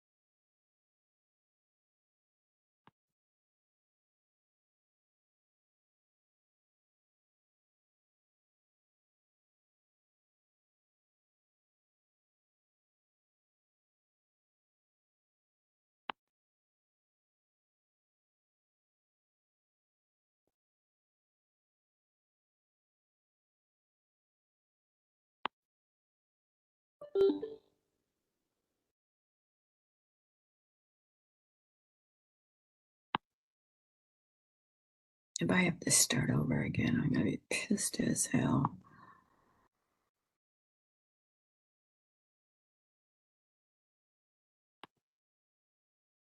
Hi, Representative McLean. It's Christy. Can you see me? I can not, Okay. but I Okay. have not used We can, WebEx. yeah, we can hear and see you. So everything's going perfectly from Okay. our end. Okay, good.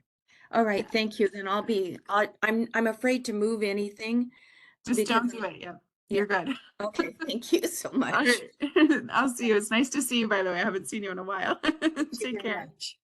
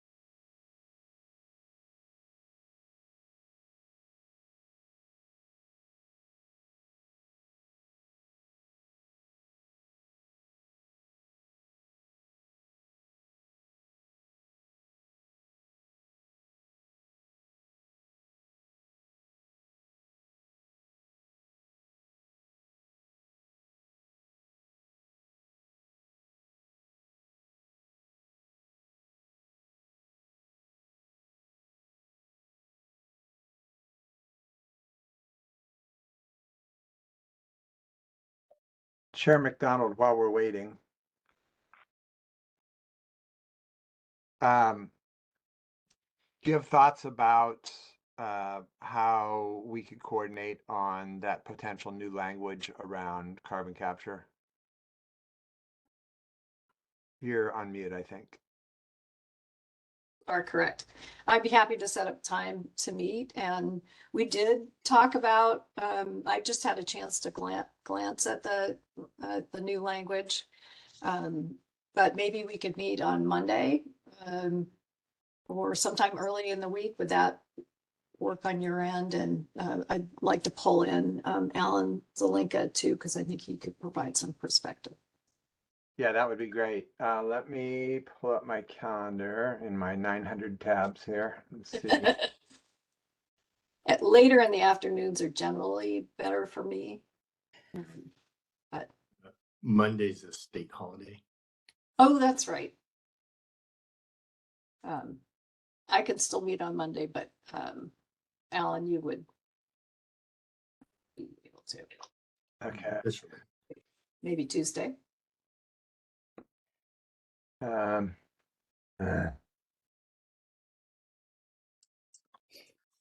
Just a second.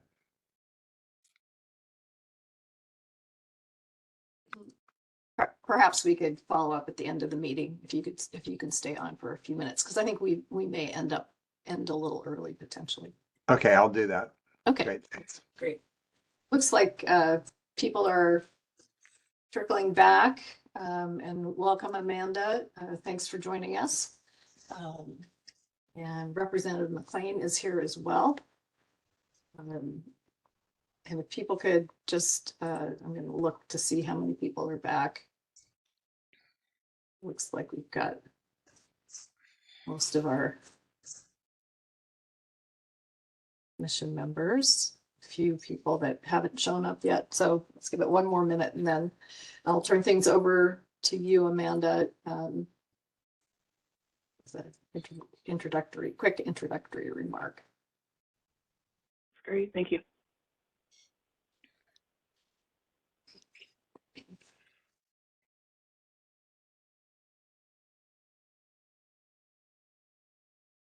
Still looking for a few people to show back up. Well, why don't we go ahead and get started?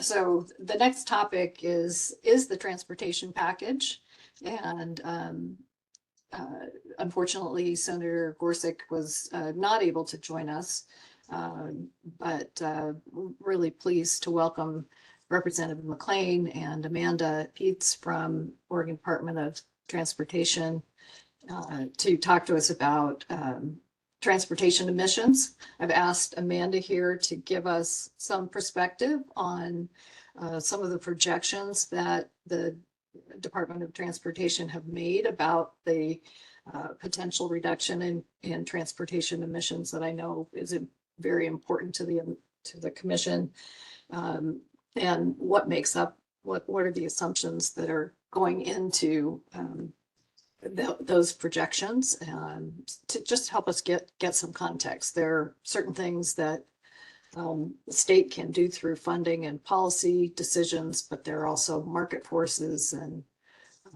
technology development and things like that that influence the rate of decline of emissions in different sectors. So with that, I'll turn things over to Amanda to provide a little bit of that context, and then we'll hear from Representative McLean about all the incredible work that's gone on over the last year to gather input from Oregonians, to think through all the input that was gathered and to start to develop concepts, and then also hopefully kind of next steps and what we might anticipate coming down the road, so to speak. So Amanda, go ahead and take it over. Great. Thank you, Chair McDonald.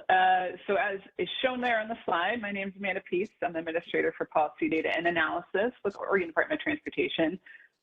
So one of the groups I oversee is climate. And as Chair McDonald mentioned, I'm going to speak a little bit to kind of the context, so not as much the transportation funding package, right? I'm going to talk more about transportation and climate. And so I'll speak a little bit to mitigation and adaptation just at a pretty high level, but happy to answer any questions if there are any. I'm also going to try to share my screen here. And as I share my screen, a couple things of note is what I'm going to share are websites. And the reason I'm doing websites is that knowing this audience, you may want to dive a little bit deeper on some of the things that I'm talking about. And so this provides you some of those links. I'll also share this with staff so they can get it out to this commission as a whole, and you can kind of at your leisure go through and see what's going on. So I thought I'd start with the mitigation side. So ways transportation affects emissions for greenhouse gases and some of the levers that we've had. So I point back to this document, and you may say, Amanda, this is 2013, that's super old. It's still very relevant. So while this is a decade old, this is our kind of roadmap for carbon reduction for transportation. So it's our statewide transportation strategy. And it was required by the legislature back in the day to really identify ways that transportation can reduce emissions. So what I'll show next, and hopefully this transitions. Do you see a different slide up here? Yes. Okay, cool. This is a different website. This is our transportation emission dashboard. And little bars in my way. Here we go. So this is one I wanted to show. So like I said, that statewide transportation strategy identifies the ways in which we can reduce emissions. So I think about these as the levers that can affect how much emissions we have for transportation. So I'll kind of go through these just briefly. Transportation options are really referring to low and no carbon modes: biking, walking, public transportation, as well as transportation demand management strategies. So think about carpooling, telecommuting, some of those kinds of things. So that's a decent size lever. Next to that is pricing. And so that's really referring to the revenue mechanism, or the way that the transportation system is priced can affect how much people drive or how people travel. So especially where the price is closer to the use, so like at the pump, you're paying at the pump, you're seeing an increase in how much you're paying and that effect. Or you pay per mile or fees like that, it has more of an impact then on how people respond and how much they drive. So those both things really get around kind of vehicle miles traveled. On the other side of that is for people that, for the miles that are traveled by vehicles, trying to make those clean. So that's really the vehicles and the fuels themselves. So transportation electrification is a big part of that. Renewable biodiesel, all these different kinds of alternative fuels that have lower carbon footprints are part of that. Then kind of working our way along the bottom is system operations. So there's a couple ways in which we can affect the operation of the system. So think of that as the flow of traffic. You may say, you're focusing on traffic. I am, because when cars stop and start or idle for a long time, there's a lot more emissions that come. And so from like freight trucks, for example, we have roadside infrastructure known as weigh in motion, and that enables trucks to continue moving without stopping and idling and sitting in a long line to get weighed. And so like that's a big emission saver, for example. There's also other things within even our maintenance activities where if there's a crash, or which creates intermittent delay, that we go and we try to remove that crash pretty quickly and get that traffic moving again. So that has some positive impacts as well. And then the land use side, and I think I saw Director Benner on this call with our partners at Department of Land Conservation Development, there's a key nexus between transportation and land use that really we need to have for transportation options to be effective, co-located within a community, and accessible. And so that's kind of the lever there. So as a whole, these kind of 6 categories help us to envision a future with fewer emissions. And so what's shown on this chart, this gold line towards the bottom, is our statewide transportation strategy vision. So the overall goal for Oregon at the time it was created was to reduce emissions by 75% below 1990 levels by 2050. We looked at all the ways in transportation with those 6 levers that we can take action, and we estimated we could get to below about a 60% reduction overall. That's total, that's not per capita. About 5 years after we created the strategy, we checked in and said, how are we doing with emissions? And that's this dashed blue line kind of up here. And what we found is that we actually had a small uptick in emissions for a while, and then it was projected to go down, but there was a decent sized gap in between in 2018 where we wanted to be and where we were. So we created this chart on the right that shows those 6 categories I talked about and helped identify kind of the relative contribution that each of those could make towards reducing emissions. So you'll see vehicles and fuels combined make up a pretty significant portion of the solution. It's not the only solution. All 6 of those categories are needed. Those in particular, in addition to other actions, really helped us as we recently checked in to our progress and identified that we're on track to reduce emissions close to 60%. So again, a lot of that has to do with efforts around transportation electrification by DEQ, by Department of Energy, by ODOT and others, and then regulations around fuels, some of those kinds of things. So we'll acknowledge kind of where we are in a point of time with potential funding being pulled at the federal level for some of these programs. The amount of progress here may be a little bit different than what we projected a couple years ago with this. So still lots of levers that can help reduce emissions and ways that really are co-benefits for a number of different outcome areas that we have. One of the things I mentioned as I was talking about this is vehicle miles traveled, and I thought I'd share because I think there's a lot of questions around how many vehicle miles are traveled in Oregon. So what I'm showing here is ODOT's State of the System dashboard. It has a lot of information. I'll pop up to the top here for a minute. It has a lot of information across a number of goal areas. So as transportation entities, we balance across goal areas. We try to make sure we have a safe, connected, accessible system. We're trying to do that in as climate-friendly ways as possible. What I'm on right now is the mobility site, portion of that site, and showing kind of where we are with vehicle miles traveled. And so we've actually, in total, have some slight increases in the amount of vehicle miles traveled as a state. It's slower than the rate of population growth. So if you look at it per capita, or how many miles each household travels in general, we've actually decreased that some over time. So I think that will help us, as I was showing that other graphic, of that remaining gap and how we continue to close that. Beyond mitigation, maybe I'll speak to adaptation, building closures. I'll speak to adaptation for a moment. We are really, I think all of us know and see the impacts of climate and extreme weather, whether that's wildfires, landslides, coastal erosion, extreme heat, and more. So we're seeing that very acutely, not only to the impacts that can have on the traveling public and ability to get people to get to critical destinations, we also see that very visually in our budget. So since the year 2000, we've been tripling the amount every 5 years, over and over again, how much we're spending on these kind of events. That's how frequent they are and how big of an impact they're having. So some of the work that we've done to look at these things is to identify where do we have some of our biggest vulnerabilities and risks. That's what some of this map is showing and some of our priorities within that. And I think that's really important as framing as we also look at transportation needs, thinking about understanding where we have risk for flooding, for example. Those are areas where we're going to need to think about the size of our drainages to accommodate heavier stream flows than we have in the past. That's some of those preservation type things that are important to the transportation system. The last thing maybe I'll leave y'all with is the statewide strategy was really for all of Oregon.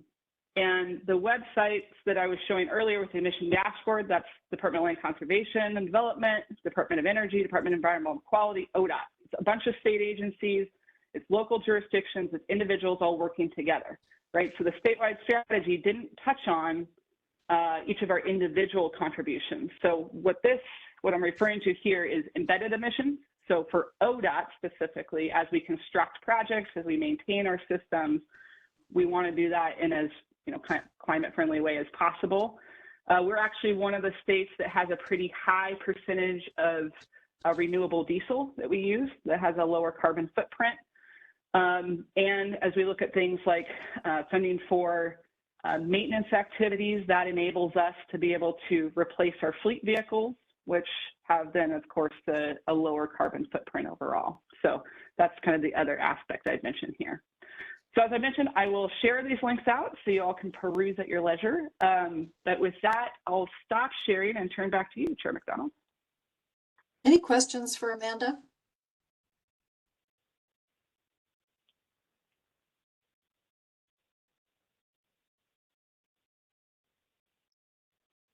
Representative Gamba. Thanks. And apologies for taking up as much time as I have. I feel like I'm doing more than my fair share. What efforts have we taken to enable half the population, which are renters, to be able to transition to either renewable or either to EVs or to other forms of transportation? Yeah, great question, Representative Gamba. A couple things I'd point out. So credit to our partners at Department of Environmental Quality. They have funding programs that have helped with the purchase of electric vehicles and low carbon vehicles. They have a program especially targeting lower income and disadvantaged communities for that. So that's kind of the purchase side of things. For the other part of that transition for electrification, for example, ODOT, we have a program called our Community Charging Rebate Program. So this is not one of the federal programs that's kind of in jeopardy. This is another program that we had, and it provides rebates focused where 70% of those dollars are focused in areas where there's multi-unit dwellings. So think about apartment complexes, some of those kinds of areas, low-income areas, some of our rural areas. So it's really targeting, I think, particularly that group that you're talking about, is making sure that that infrastructure is available, because part of it's the chicken and the egg, right? Like if the charging infrastructure is there, then there's more interest in buying the vehicle because they know that it can be charged. Thank you. Other questions for Amanda?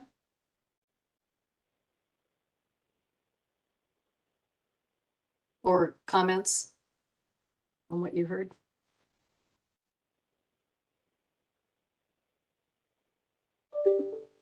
Okay. Thank you, Chair. Thank you. I really appreciated the presentation and the links. So now we'll turn things over to Representative McLean. Thank you so much for joining us. Look forward to hearing about all the good work that you've been co-leading and partnering with the Department of Transportation to gather information to help form the transportation package. Well, thank you very much, Chair McDonald. And I do want to tell you that we are really sorry that my co-chair couldn't be here today. His wife has had some surgery this week, and so it's time to be home with family. Absolutely. And I'm here to help bring you up to date on what we've been working on, and also be happy to answer a few questions. I do have to get on to something else, but I do have a good 20 minutes here. First of all, I wanted to point out that one of the things that Amanda did was really indicate and sort of review for us that this is not the beginning of dealing with climate goals or dealing with making sure that we're looking at lowering carbon outputs, or that we really do have a filter that cares about our environment and has cared about our environment all through the last at least the 10 or 11 years that I've been here. And I believe that it was started before that. I do believe, though, that we have to keep improving, we have to keep assessing, and we have to keep reviewing how that environmental filter works into the kinds of work that we have, both in land use, construction, and transportation. And to start with, I want to remind you, when we came before, that we indicated that we had a framework that we were looking at, and that that framework included a multimodal safe transportation system that could function efficiently with sufficient funding in the future. And as you know, because of some of the good work that we've done on trying to clean our fuel, and because of some of the good work that we've done on trying to make sure that we are looking for different modes that are going to support carbon reduction, we are where we are today, looking at a wide variety of opportunities here for us in the future. I want to point out that we started again with the tours in June, that we ended up with 12 full-day tours across the state and 1 half-day tour, and then also 13 public hearings. We have really and truly, through some dialogues in all of those settings, had an opportunity of really seeing the full picture of the full community, people who can drive, people who can't drive, people that prefer multimodal types of options, that are walking and biking and other micromobility sources, and that we have to make sure that we have the type of system that goes forward and the type of system that we can fund that is going forward in the future. We went to work groups that started at the end of September, beginning of October, and we had 3 of them.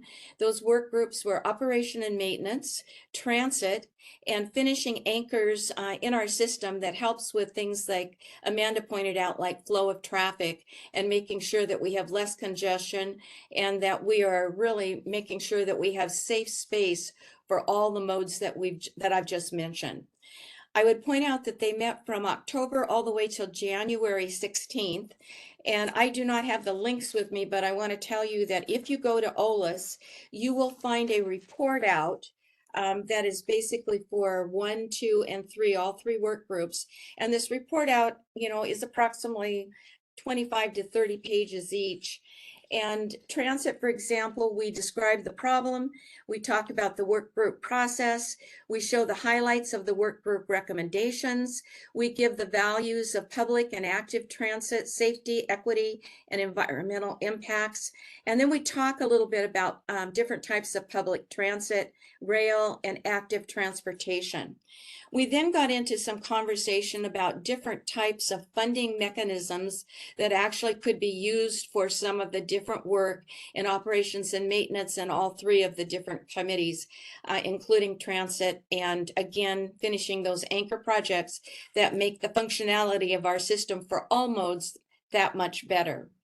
We also have been looking specifically at, through our revenue work with our revenue department and others that have worked on these types of systems, also reviewing funding as it relates to the Oregon system of taxes. We have a Measure 5.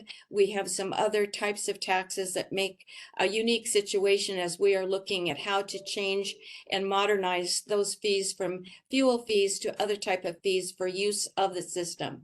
User fees can be anything from, again, something Amanda mentioned, which is looking at vehicle miles traveled. And we have had a pilot on that type of system that would not necessarily, I guess I would say, test how much fuel you are using, but also would have a fee in change of that fuel, or the people that were in the system would not pay a fuel tax. They would only pay how many miles that they traveled per year. And we are finding that the efficiency of all vehicles, including, as was pointed out, even renewable diesel, has gotten better and better as we go forward with that new technology that your chair mentioned today. We are looking diligently now to bring those pieces of information that we've gotten throughout the state, bringing all the information from the work groups, and there were about 120 people that were in those 3 work groups on a consistent basis for 4 months.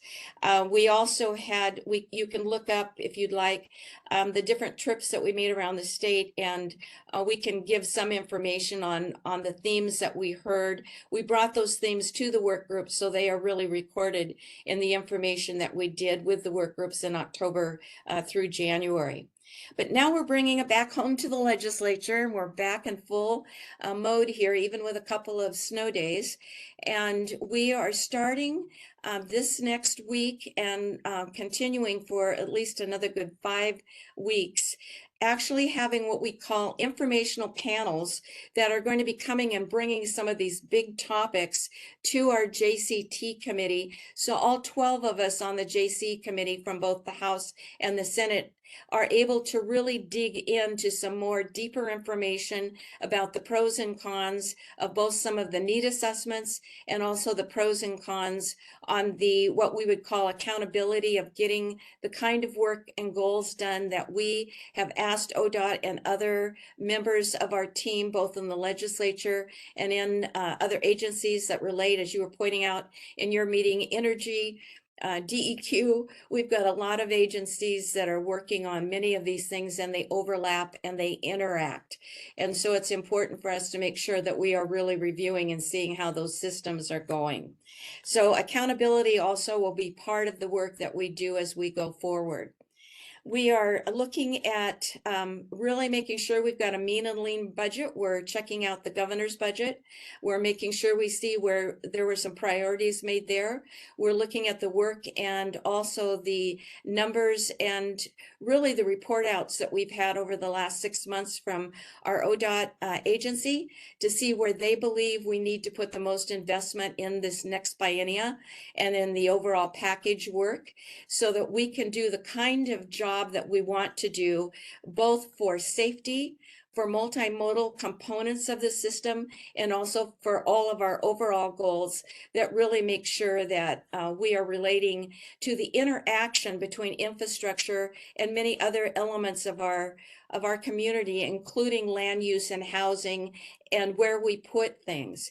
I was really pleased that Amanda brought up again, the fact is that if we want to have a good public transit system in the state of Oregon, it matters. It has to be density and urbanization in the right place, and it has to be close to options for other modes besides being in traffic or being in a car or being working on something, even as much as even west. Sometimes we have some limitations to the ability of that particular version of transit, but we also have a combination, and we have to make sure that combination of transit is working with the land use and with the housing development that we're trying to do for some of the unhoused people in the state of Oregon. So it's an integrated review and an integrated piece of work. At this point, I am not going to be able to hand you a piece of paper that says, this is the package, these are the specifics, what do you think? Because it's not that point in the actual legislative session.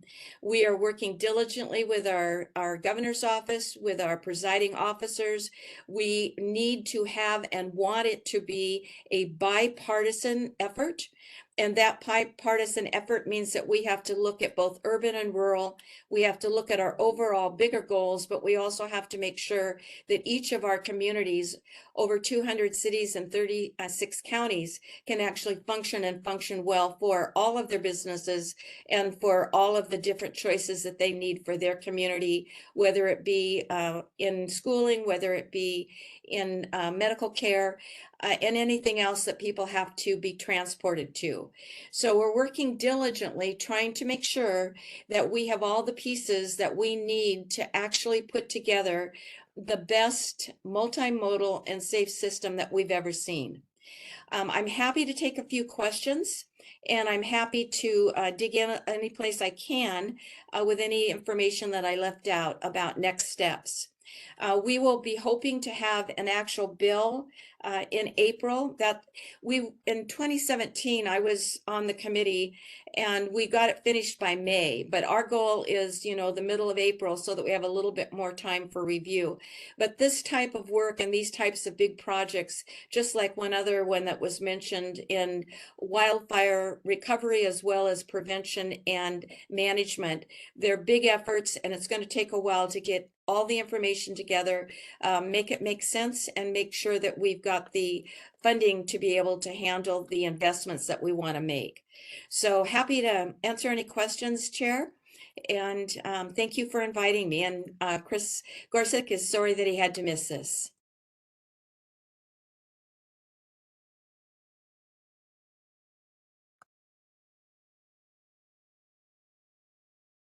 Chair, you're on mute. Thank you. Thank you, Representative McLean. Any questions or comments for Representative McLean?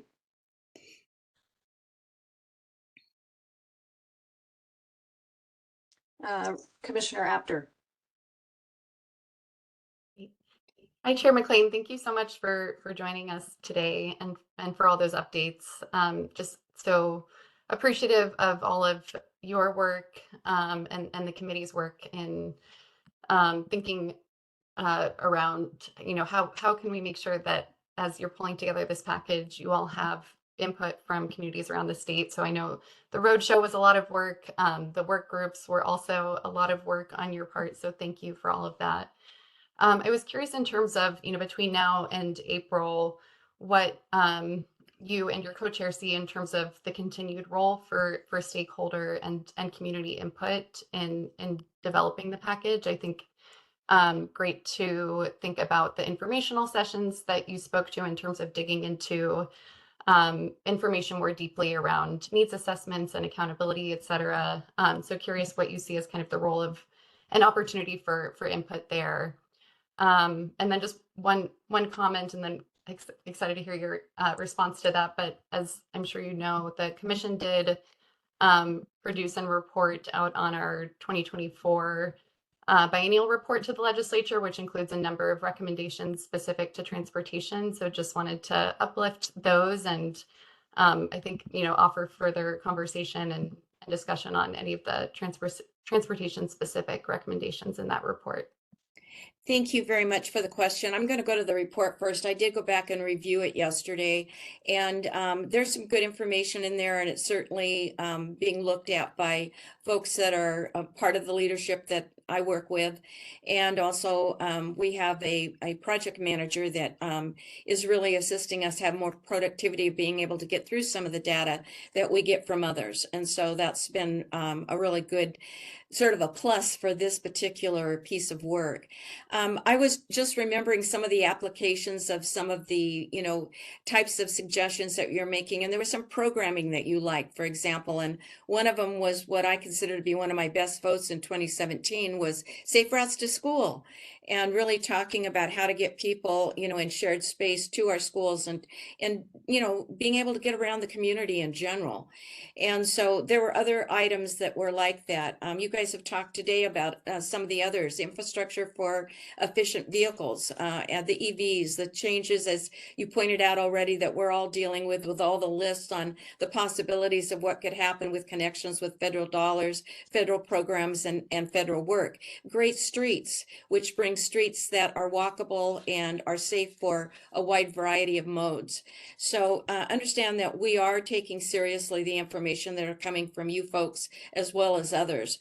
I would point out that one of the reasons we're going to be doing these informational dig-in types of panels in front of the whole JCT instead of some more small groups of us working. And we had talked about that in 2017. We had 5 JCT work groups. And so, and we had a congestion group, and we had an accountability group, et cetera. We thought about doing it this year, but we decided that it was better to have a full group where we can actually have a public meeting, be online, be accessible, and really let the public come and listen to the information and the dialogue and the questions being asked by the JCT members. But also because we're going to have a lot of hearings. And so if we want hearings, we have to be the whole group in front of the cameras, and we have to be online and have OLS postings, and we have to follow all of our open rule laws. So that is what we're doing. We feel like this is important enough work that we need to do it in a public facing way. And so it's going to be the usual means. Right now, we get regular emails, we get regular calls, we get regular visits, and we also get people who ask us questions and want more information. So it's real important to have you know that our first absolute goal for our next step in bringing it back to JCT and a public process is to have public involved. So if you've got ideas, call me up. Everybody that I know has my phone number, and some are in this room. So if you've got the number, pass it on, but I'm happy to talk to you at any time. Do you have a few more minutes for one more question? I have exactly 4 minutes. Okay, great. Commissioner Thornhill. Yeah, really quick. I did have the pleasure of attending the road show down in Medford, wearing my United Way Jackson County hat. And one of our big concerns there was the pass-through funds that go through like the transit districts, but they go out to other NGOs for programs that really hit the most vulnerable populations we have, especially rural road, ride share programs, things like that. Not a lot of money, but really high impact. So that's just kind of repeating that. And then the bigger question, of course, it came up, and it's not going to be within the 4 minutes, is where it seems to be in terms of the funding mechanisms, given all the issues about declining gas tax, et cetera, increasing expenses. I mean, that's a huge issue. So thanks again for all your work. Oh, you bet. And I do want to respond. The first one, as far as transit, we heard that, as you know, all over the state, not just in Southern Oregon.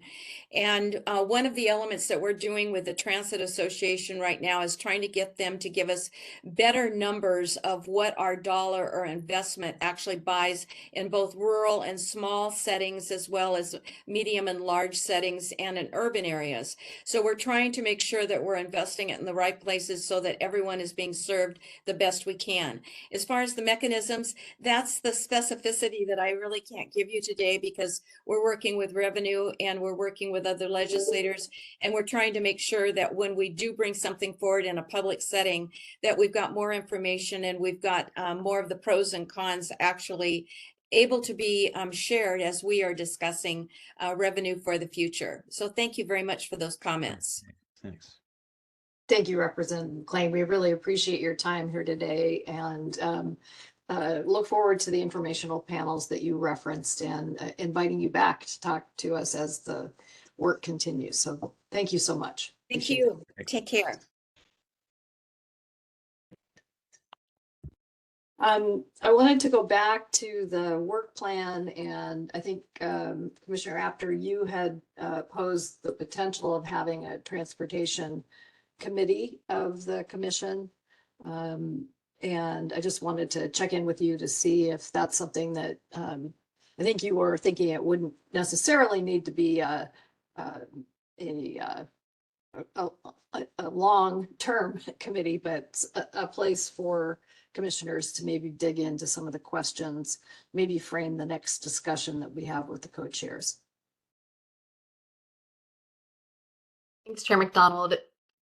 Certainly interested in other commissioners' thoughts on this. I think, of course, we would just want to be intentional about conveying and coordinating with the co-chairs, the goals of that work group, and not by any means trying to get away or ahead of the good work that is happening through the JCT process. But I could see value in, digging into the higher level recommendations that we included in our biennial report to the legislature, and thinking through some of the topics that the JCT is focused on through the public informational sessions that Rep. McLean previewed, and thinking about where our expertise and input could be valuable in providing additional feedback building on the report. So I would think of it as being shorter term, potentially between now and mid-April, or whenever that initial draft comes out, to make sure that we have folks who are continuing to track and engage and provide thoughtful input as it's helpful to the package development. So if I'm hearing you correctly, a bit of a mapping exercise between our recommendations and kind of what came out of the work groups to help us think about how to connect the dots. Is that? Yeah, I think it would be, again, great to run this past the co-chairs, but even if it's a work group that meets once a month, and then we could have alternating meetings with the co-chairs to share our responses and thoughts on the information that's being presented as part of the JCT informational sessions. I just think, this group has a lot of valuable insight and expertise that I'm sure would be appreciated in that process. So that would make sense to me. But as you noted at the top, I also want to be I just want to recognize staff capacity and not create, right size the work for folks' availability and value add. Okay, great. Other thoughts for on what Commissioner Apter suggested? Representative? Just to let you know that the Environmental Caucus is also engaged in a similar process right now. So maybe a coordinated process between the two. I don't know, just throwing that out. Thank you. That's good to know and interesting piece to think about. Any other thoughts on that?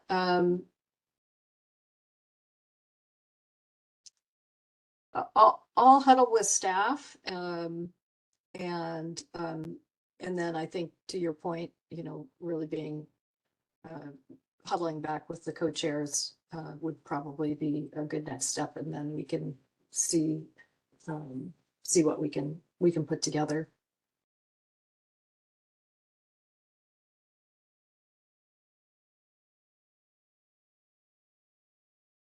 Okay. Well, it's certainly important,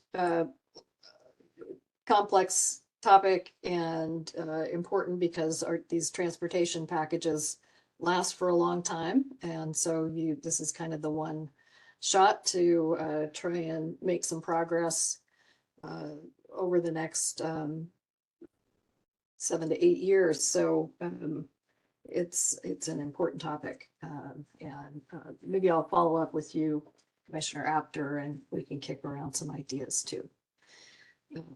Great.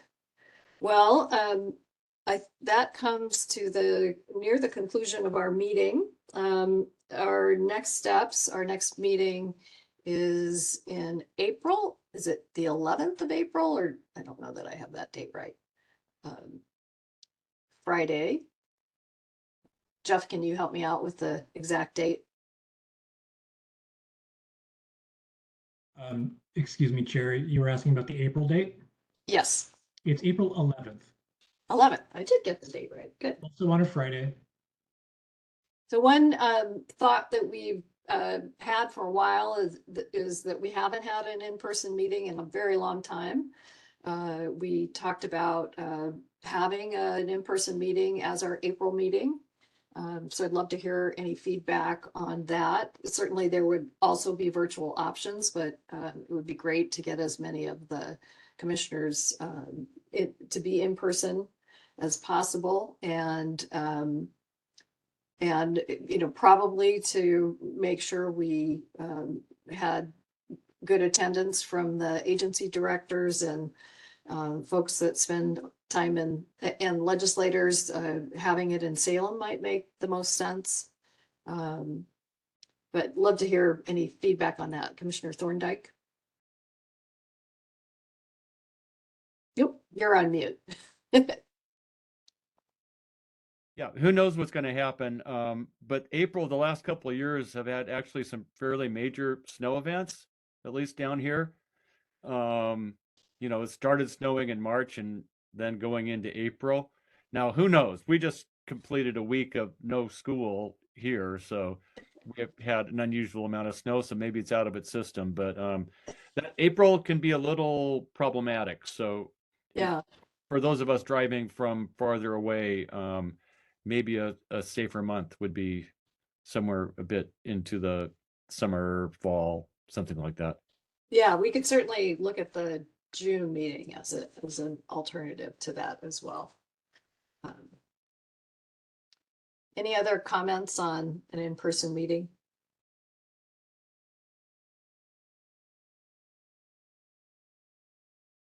Okay. The topics that I heard that we might want to try and get on this next agenda, we certainly will have a proposal from the Natural Working Lands Fund agencies for the use of the remaining $180,000 worth of use, as well as some recommendations about process for any future monies we're so fortunate, we might be fortunate to get. So that's one topic. The issue around what kinds of issues are coming up due to changes in federal funding and pauses in federal funding and or elimination of programs that we may have already gotten. So I think that's a topic that it would be really timely to hear to help us all kind of get our heads around what the new world looks like. Also, perhaps staffing impacts at the federal level, what that might do to the work that we're trying to accomplish. And then I think the issue, another issue that came up as an important topic during our last meeting was transmission. It came up here as well from Representative Gamba, and transmission and regional markets. Those seem like they might be good topics, as well as an update on the transportation package. So those were some of the things that I heard that might be good for our next agenda. If you have thoughts about a key agenda item for our April meeting, please do send those in. And again, if you've got thoughts about presentations or panels that you might encourage us to consider as part of that meeting, do let us know.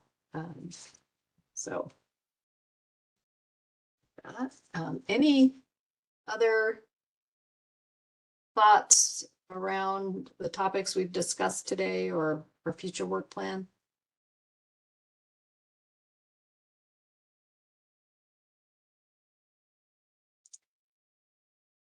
Seeing none, with that, oh, I'm sorry, Commissioner Apter. Thanks, Chair McDonald. Just will fully support, of course, continuing conversations around federal funding, and might broaden that to just to have time on the agendas to check in terms of various, federal rollbacks and decisions, and have the chance for group discussion in terms of implications for work in Oregon. Yeah, that's kind of what I was. Oh, okay. Sorry. No, that's okay. Good minds think alike. So that's, I think, a really important topic for us. Great. Well, seeing no other comments, give it a count to 10.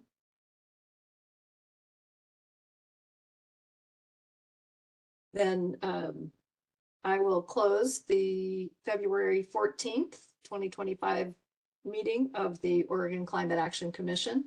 Thank you all for your great input and attention and the discussions that we had today. So, oh, and it is, thank you, Director Benner. Happy birthday, Oregon. Thank you all. Have a great weekend, and do feel free to send us thoughts about the agenda items. Thank you all.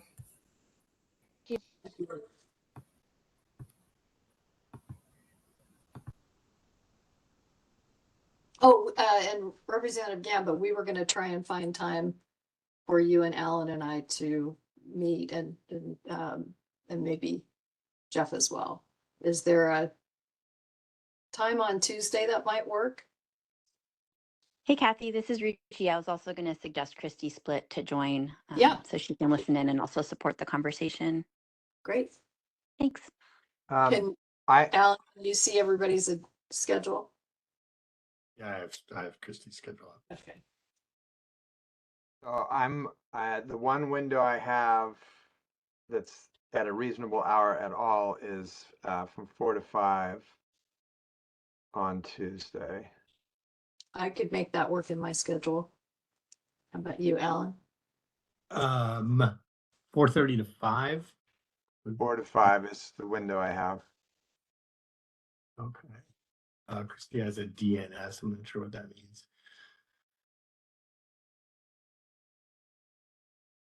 Yeah, I can make that work. I don't know about Christy though. Well, why don't we tentatively set that time, that full hour window, and then Okay. If I'll you send that. follow up with Christy and see, and, we may need to just have a conversation and then follow up with Christy. Yeah, I'll send out an invite for everybody. Because you're trying to move pretty quickly on that, I assume. Yeah. And I also wanted to just flag for you that we had made a recommendation about it, a new consumption-based goal in our report. So that might be part of the conversation. It'd be good to have. Okay. Great. I'll Amy, send that. do you want to add something? I'm sorry, I forgot that this conversation was happening after the meeting. And so did you find a time that works for folks? 4 to 5 on Tuesday. We're gonna double check with Christy, but I have her calendar up right here. So actually we have a conflict. We can change that meeting, Amy. I don't know what Christie's has a do not disturb. It's not an identified meeting, so I don't know what that means. Yeah, I think it's a do not schedule, but I think I'm messaging with her. She's at her she's on personal time right now with the school, but yeah, I'll try to find out what that is and find coverage. It's our Ruchi, it is our check-in with OEC. So that's probably a meeting we can reschedule. Yes, I agree. Okay. The Tuesday on Tuesday, right? The 18th. Yes.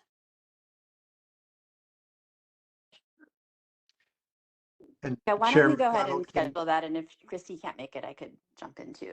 I'm clear then, but I'll find out what her DNS is as well. If that's something else, or if that's the You thing have you're talking times about. on Wednesday, and would Wednesday work for you? I think 4 to 5 on Tuesday should work. I mean it's on both, it's showing up on both of our calendars, so I think that's probably why it's showing up as do not disturb. I mean, she I don't know. I accepted think the that meeting. weirdly, the Tuesday on the 18th is actually, I usually am on those OEC ones too, and I don't have it on mine. So it might be one of those weird Oh. You're on the reschedules. wrong date. I am Amy. on the wrong date. Yes. Yeah. I think Yep, her on DNS, like Tuesday. sometimes on our set team, we use DNS as like we're working on scheduling something else, or we're trying to hold that time. You know what I mean? So like, I think go ahead and schedule it. And if she can't make it, I'll just jump in for her.